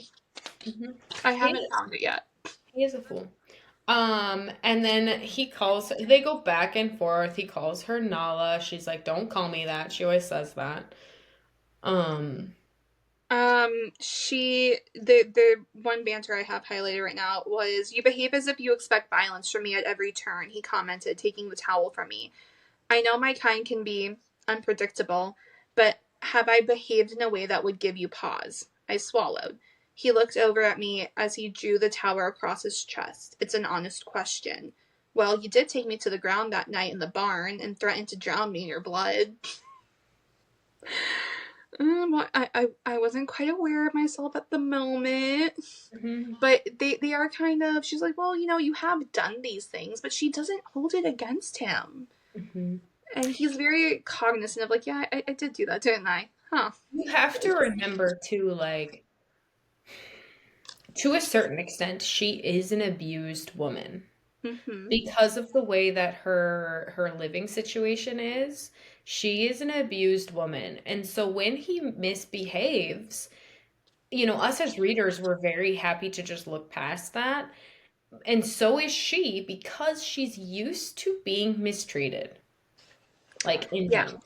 And But so it just like she points it out to him and he's kind of like, "Oh shit, yeah, you're right." And he's the one who's like, "I kind of got to treat her better."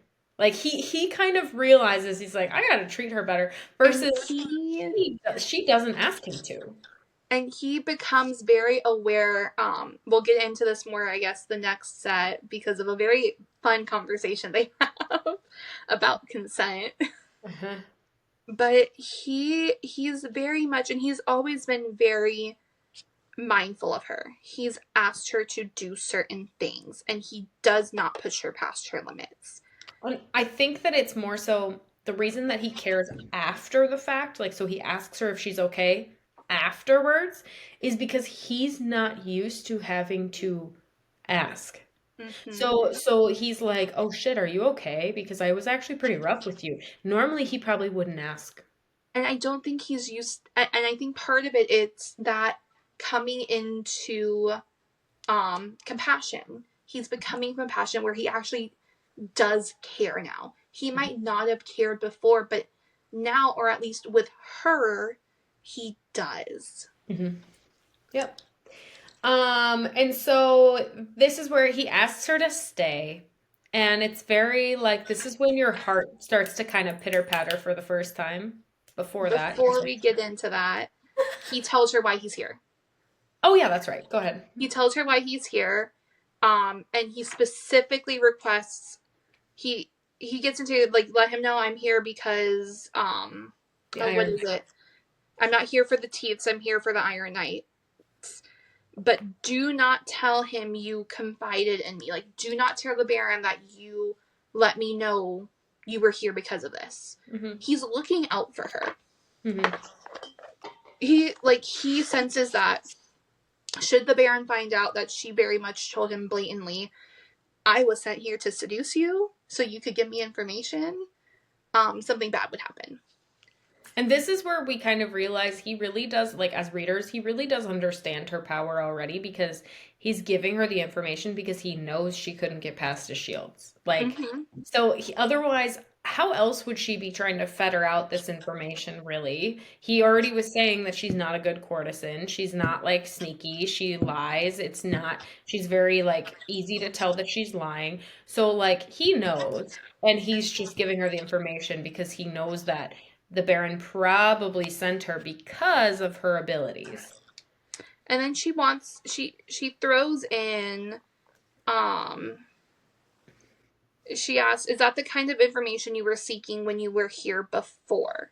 Yeah. Meaning when he was at the bar, when he got nailed to a table, when he was in the gardens. And he says, what I came for before is unrelated to why I'm here now. But is it though? Yeah. But is it though? It all kind of comes together. But then yeah, we kind of get into, he asks her to stay the night. And And she's she so says, grown up. I can't. Yeah. But Which he is very funny. clearly goes, you can't or you won't. I think the only reason she says she can't is because Grady's outside. Yeah, 100%. Because we already get the thing that Claude doesn't limit her actions. She could stay if she wanted to. Yeah, and she even said, I didn't want him to let me go, meaning Thorn. She always says that too. She always says the opposite of what she actually wants from him. Kind of like he's her home. So, then she leaves, and she's talking to Grady. Yep. Flabbergasted, dumbfounded, in every unnecessary adjective you can think of. She tells the Grady he's the prince. She basically tells him everything. Well, and this is where they have the conversation about how he did not hear him say that. Yes. But in Union City. Before we even get into that, we have our whole. No, it's after that. It's after that. Never mind. But yeah, we have this is the Highborn I met before. Like, we've met him before. He was in Union City, and Grady immediately thinks it's the one that had him like tied up and whatever was going on. Tied up's the wrong word, but you know what I mean. Listen to this quote that I highlighted. They are all the same list, nice to look at and charming on the outside, but demented assholes on the inside. Just because one of them made sure that you didn't get hurt and didn't compel you into doing something against your will doesn't mean that they can be trusted, especially this one. You know what's been said about the Prince of Vertruse. So this is when we learn, I don't think we knew before that they can compel.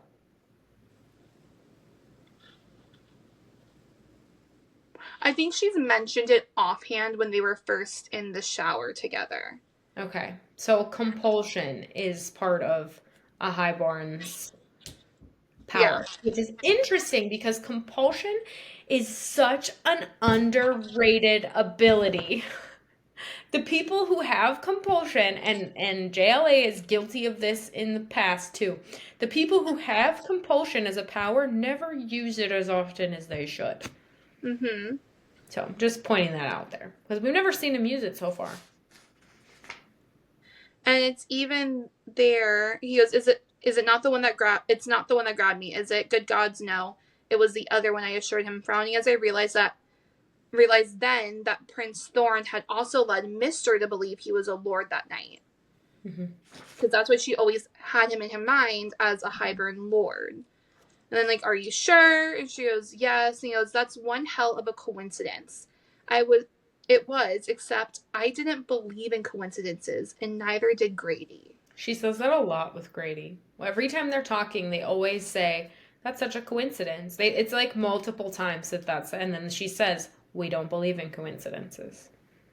Which is interesting. I also love the analogy that she gives him. He goes, and you're not on the menu now to be saved by whomever and whenever. And she goes, I'm on the menu because I want to be. My hands balled to fists. I'm not even really on the menu. I'm like a barely chosen appetizer. And he goes, what the fuck? She goes, okay, that was a poor analogy, but you know what I mean. We have it made here. Mm-hmm. And then Grady decides that after those words, he goes, hey, but hear me out. And even though there's a highborn prince literally right there. Yeah. And he's here to talk about the Iron Knights. I want to go join the Iron Knights. What if we go join the Iron Knights? Let's do it, Liz. That sounds like a great idea. Let's do it. He also says, this is another thing that I don't think that he's interested in, Liz, because he says, one day I'd like to marry and maybe have a kid or two. But why would I bring a child into this world? Yeah. So it's interesting. I don't really think he's interested in Liz because he says I'd like to have I'd like to get married and have a child. He doesn't say he wants to with her. Yeah. But that could also just be him trying to play it off. I just don't like him. I know. I know. It's just a blatant I don't like anymore kind of feel. And then now at the end of the chapter, this is when they get into the mister or whatever. He says he left the mister looking like a goddamn Hungarian pretzel. She goes, Human. I wasn't talking about that. He, Prince Thorn, asked about the bruises on my arm. What? Mister's pinching. He always left bruises. He goes, I remember that. And she goes, that night after he looked into my eyes, he glanced down at my arms and asked how they got there. And he's like, what? And she's like, you don't remember? And he says, I remember everything about that night, even when I couldn't move a damn muscle or blink an eye. What I do not remember is the prince asking you that.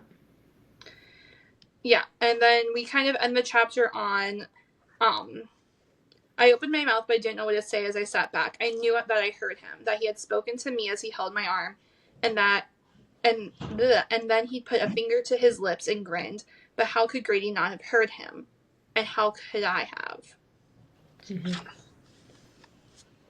I don't know, Liz, you tell me. Or actually, why don't you go ask Thorn? He's right there. And he wanted you to stay the night, so just walk back. You think that when he asked that he was compelling her? No.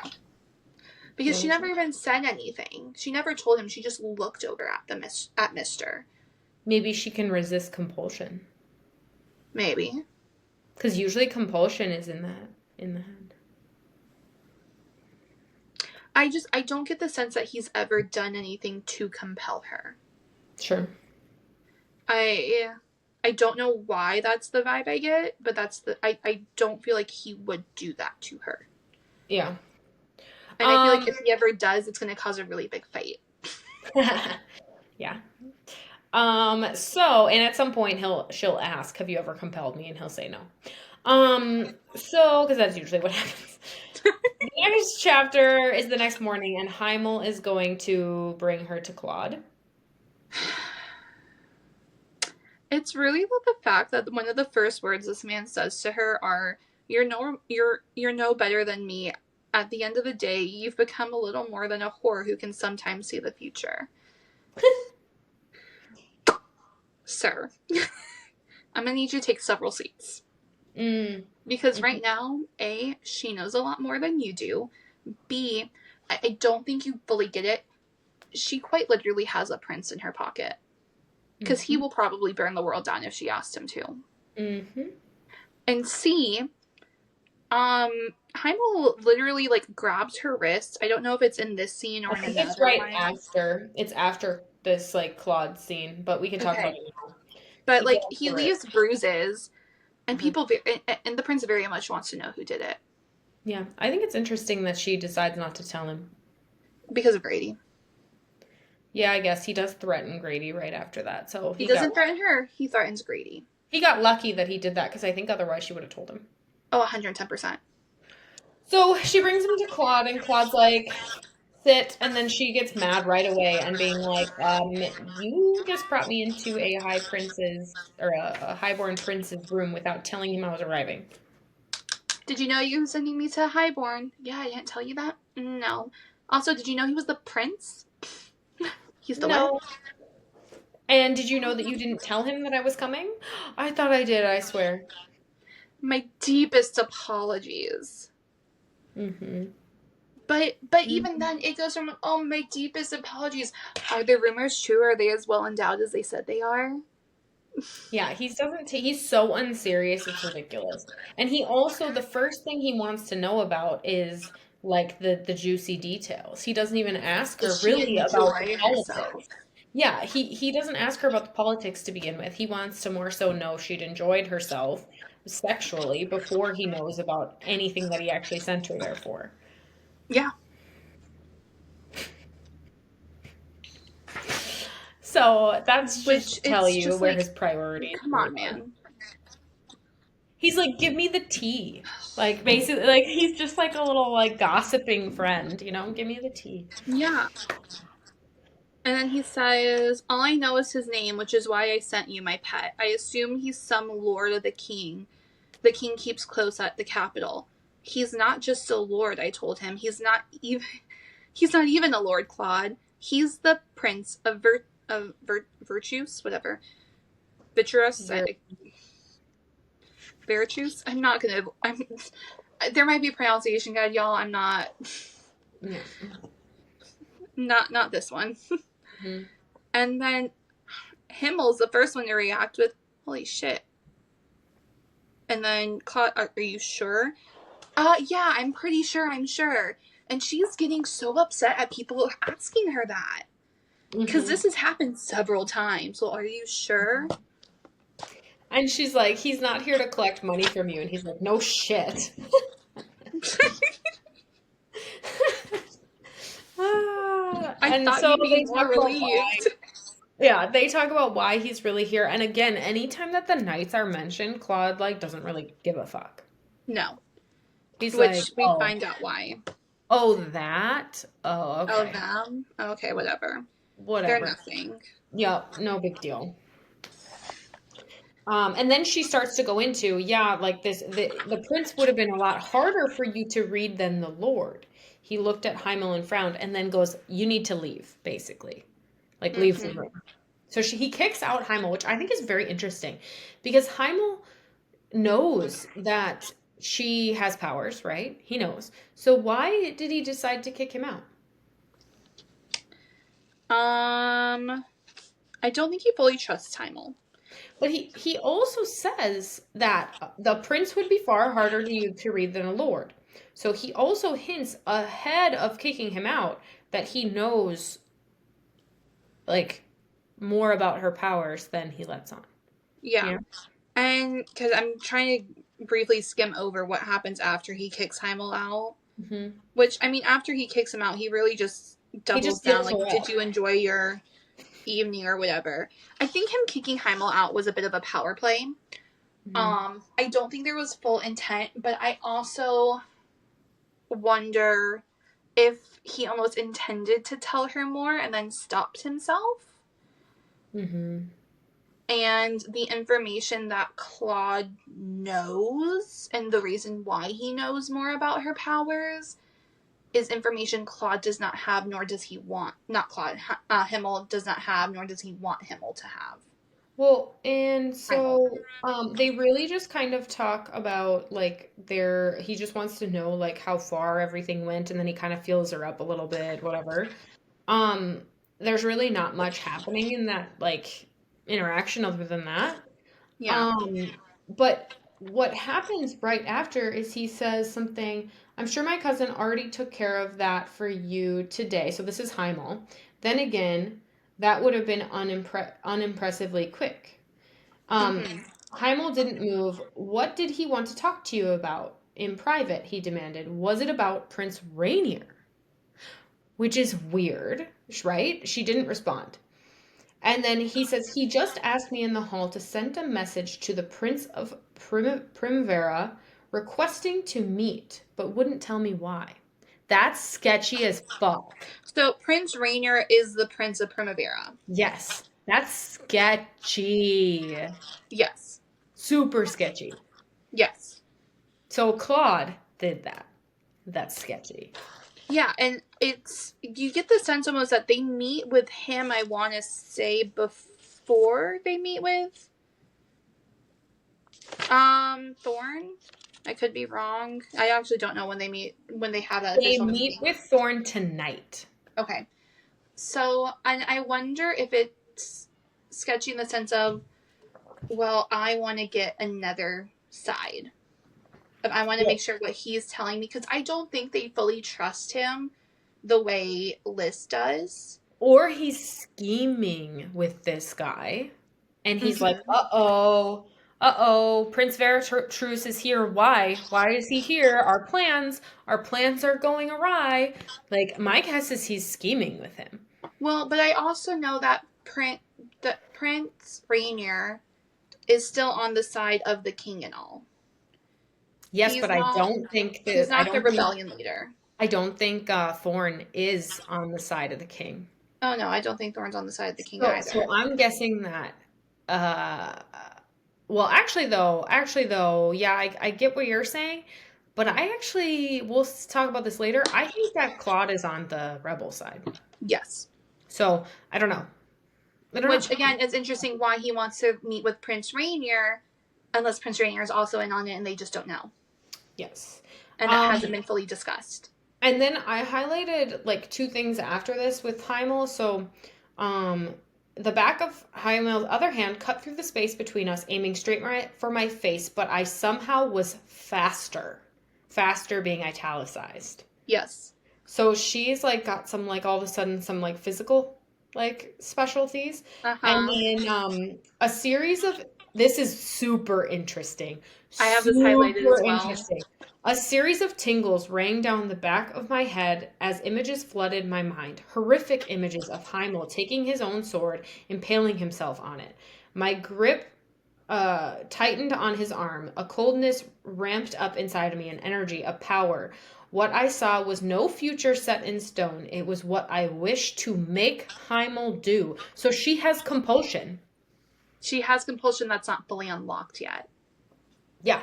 And it's a what do you call it? Like a what is it with animals? They have instinct. It's an Mm-hmm. instinct. She like all of a sudden is like, I'm It's gonna use coming compulsion. into her. Hmm. And then this is like later on, right before the break. Claude asked what Prince Thorn had been searching for information. Oh, so sorry, I shouldn't read that right. She had mentioned that the prince had come before looking for something. And then Yes. she notes that Claude hadn't asked what Prince Thorn had been searching for information on, but who? So Claude knows that Which he's here for that's her. what tipped me off that I don't think Claude is on our side. No. And Claude is very aware he's here for Liz. And I think it's interesting that he keeps pushing her his direction. Yes, but I also, and we'll get into this more, I want to say it's next chapters that it's really that one-on-one interaction. He Hmm. is, but he also still wants to make it known that he is in control of Liz. Hmm. He will give Liz to Thorn, but it's at his discretion. He is still the main order. You kind of see that power play in Hmm. next week's chapters. Hmm. Yeah. Um, so she decides to take her clothes off, except for her basically underwear, her shift basically, and take a nap. Yes. And then she wakes up because she feels that Thorn is in the room. And she is very much going, how the hell did you get in here? Yeah, so this is your Edward Cullen moment where he's been watching her sleep. Yes, because that's literally what Edward did. Hmm. Um, and she says to him, I'm not working right now. So sweet. It's just like this call. It's this back and forth.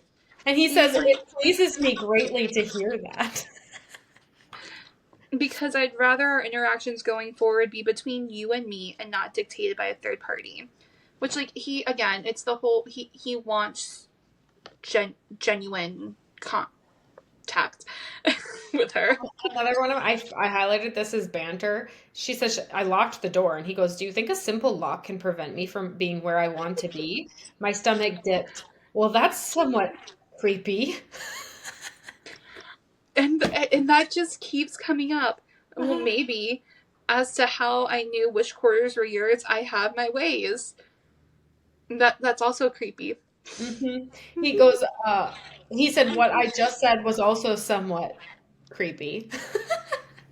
Mm-hmm. Oh, Yep. I love him. And then he accuses her of lying more. Blah, blah, blah. Blah, blah, blah. Well, she even points out, at least you're honest. He goes, one of us has to be. Uh-huh. Hmm. I love their banter. I could go on and on about their banter. I highlighted, I think this is interesting. I do believe you have forgotten something very important that I shared with you in the gardens. I'm tuned into you.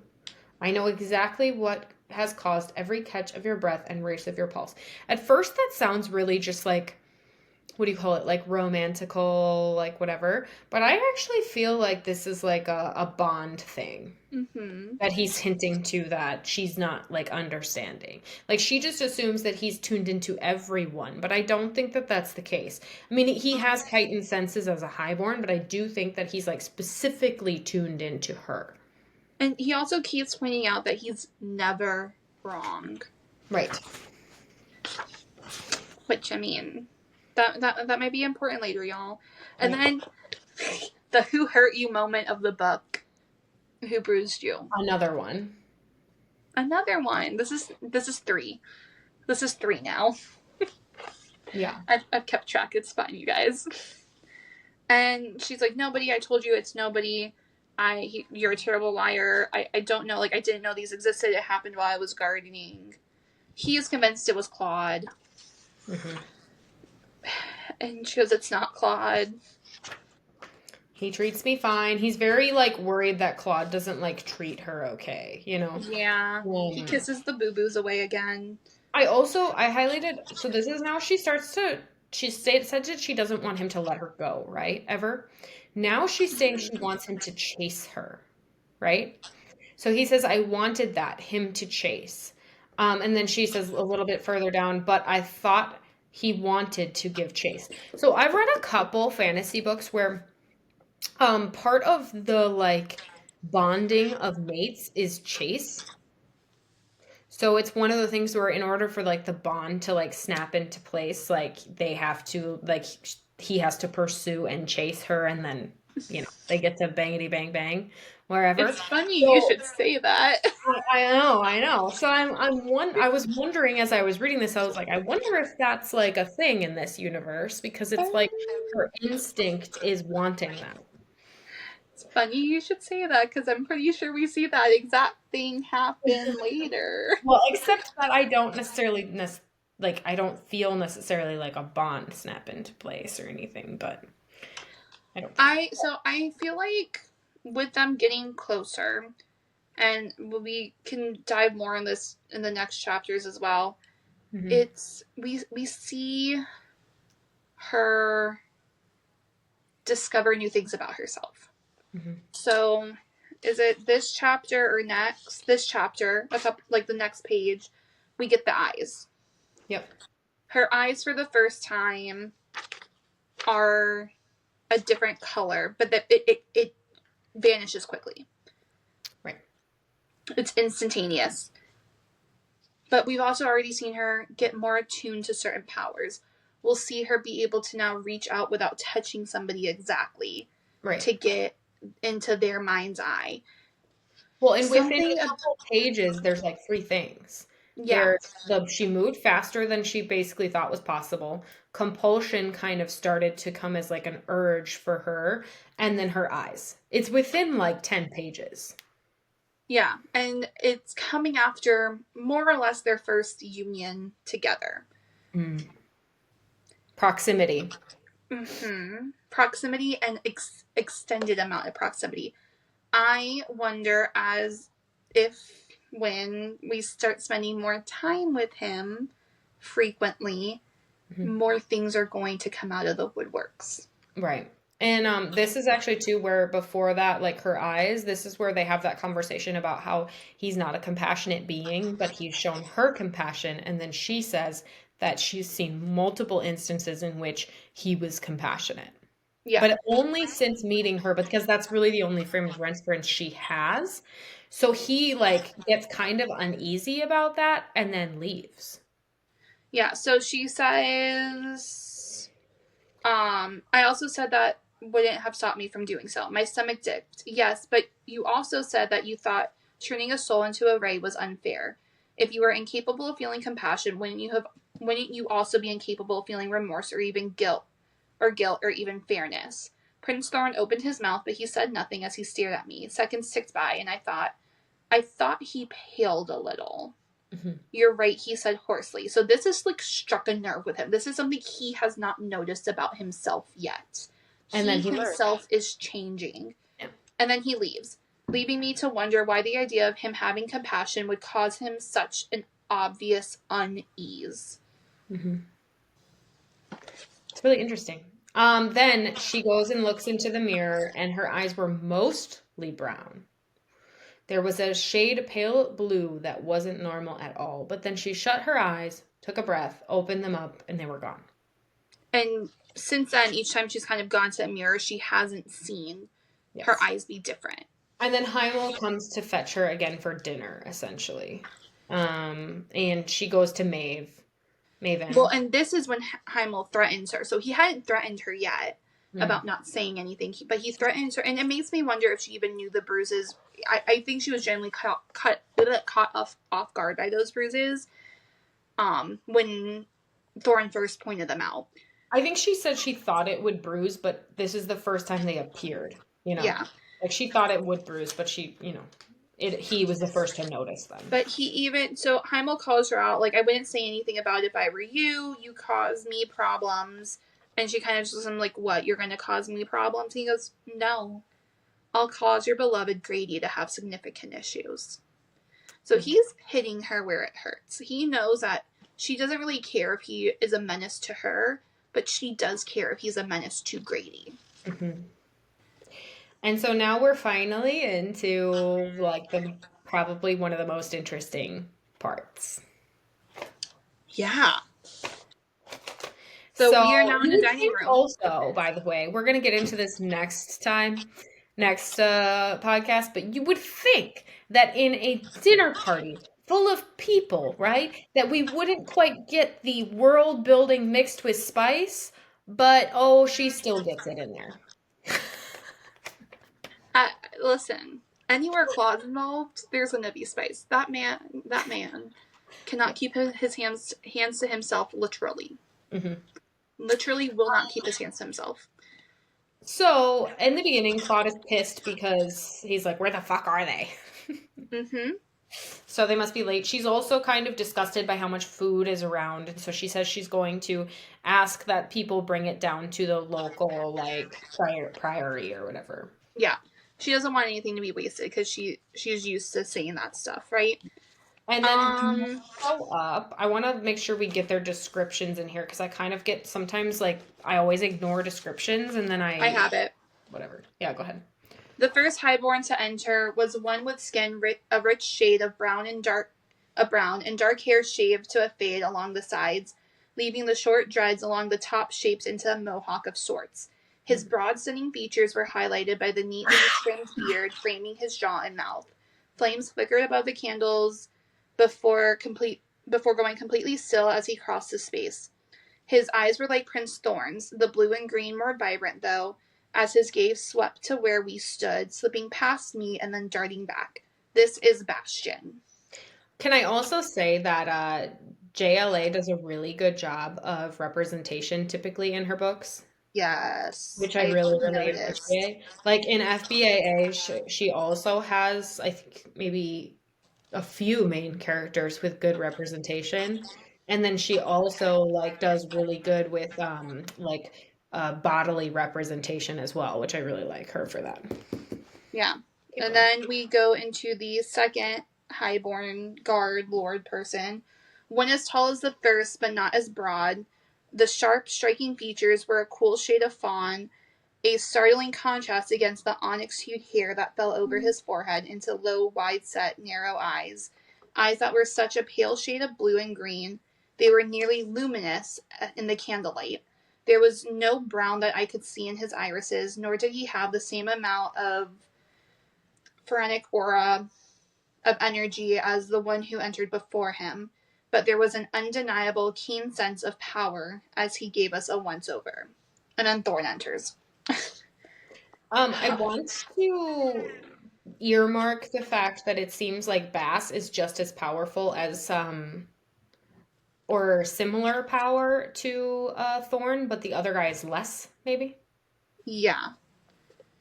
And I think I is want to Bass earmark that for like a confirmed? further conversation because next time I'm wondering who a relation is. Yes. I think I know where you're getting with that. Yeah, so I'm curious and I don't know. So I think it's interesting that Bass is described to be very similar. And then he also seems to have elemental magic or elemental power, Mm-hmm. which with the flames flickering on the candles. So Mm-hmm. I think that that's very interesting because I'm pretty sure only the Dimini or whatever they are have the elemental And piece. that's kind of what I was wondering was, has he been confirmed to be one? I don't think so, not yet. They haven't talked much about Bass at all. I was trying to think back to when that like brief instance she was awake slash dead in the garden. Yeah. No, I Because don't. was he also there with them in Union City? No, that was someone No. else. That was someone else. Okay. He'll come back. And then something interesting that Claude points out that Liz didn't pick up on the fact was they're wearing armor. Yeah. This is very what is it called? Uh sh Bat Boys esque. Meeting of the High Lords. Yeah, this is very Bat Boys esque. They're always wearing All armor. right. So Bastion is 110% Cassian, and you cannot fight me on that. Yeah. He He's gives Cassian also, energy. if you knew FBAA, he's also very much Kieran. So it's interesting because like I don't know, it's kind of annoying, but it's also kind of nice. It's familiar the way JLA does like the same things over and over. But so yeah, they're wearing armor.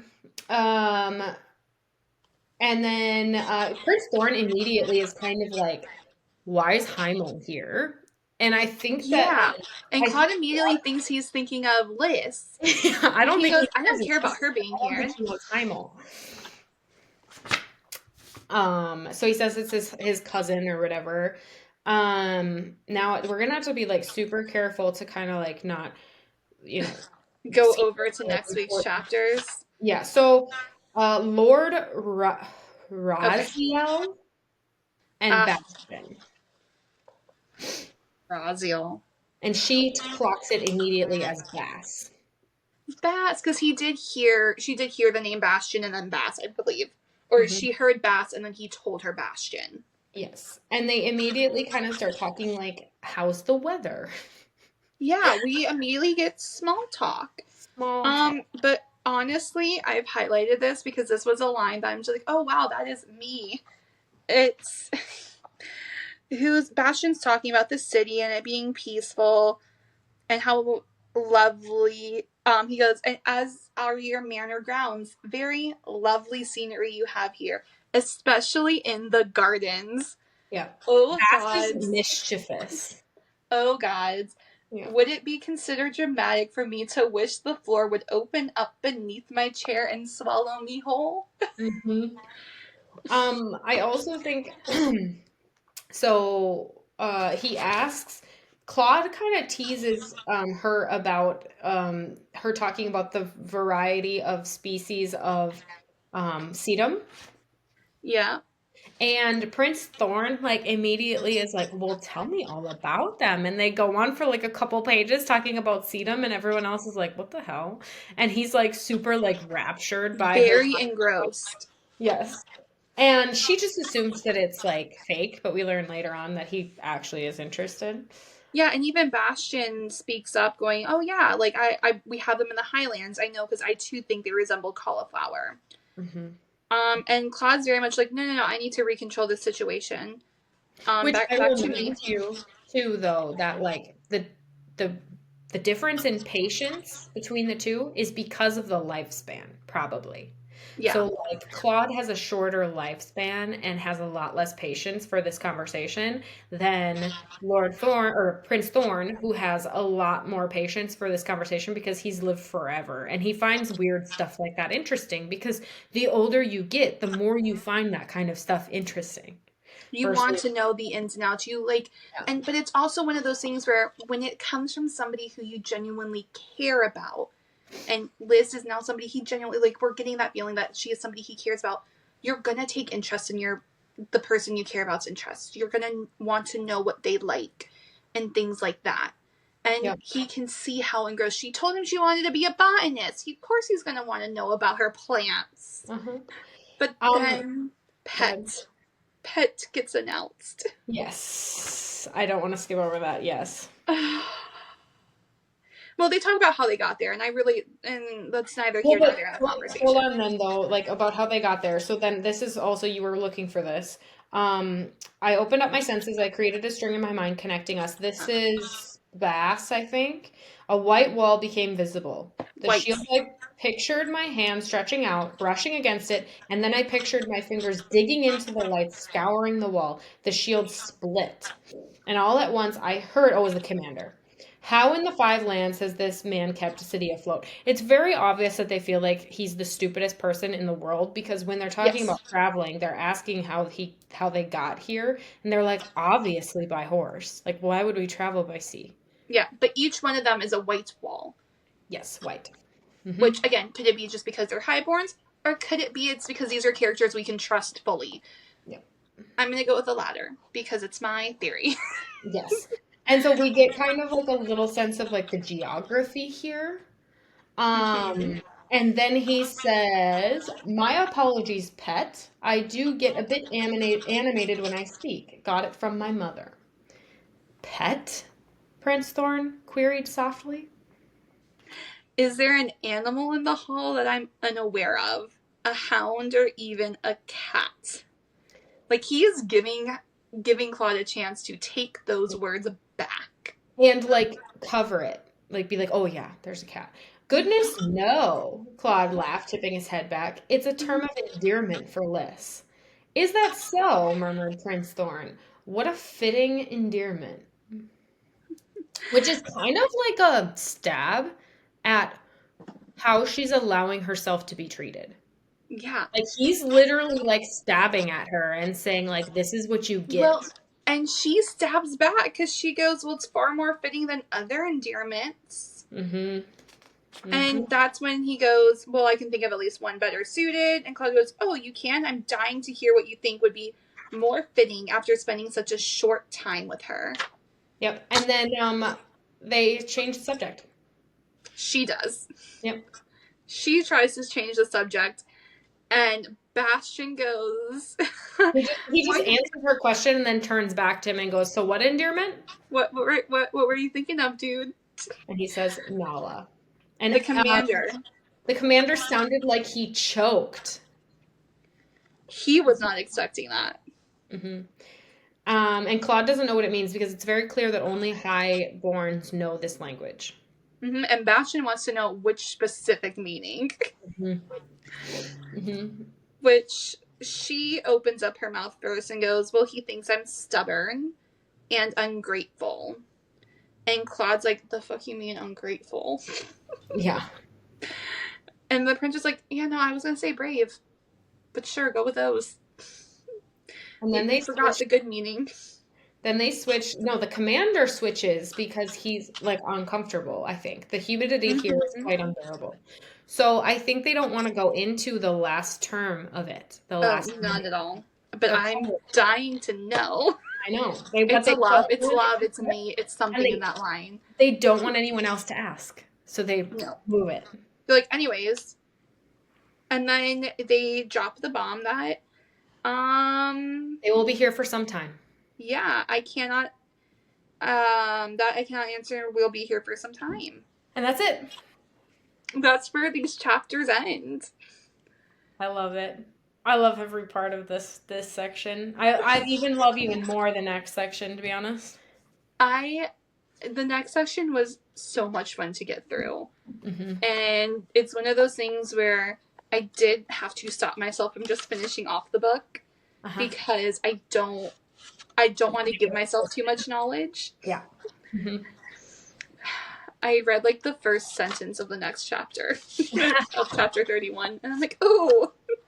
Yep, just wait. I don't think there's actually a lot of answers anyway, but we'll see. But yeah, so that's it. And so we are looking at Lys's powers. We are looking at the compassionate turn of Prince Thorn. We are looking at electricity. We are looking at what else? Colors. I'm looking at colors. Colors of shields. Colors, names / titles being interchanged. We're on Claude Deception Watch.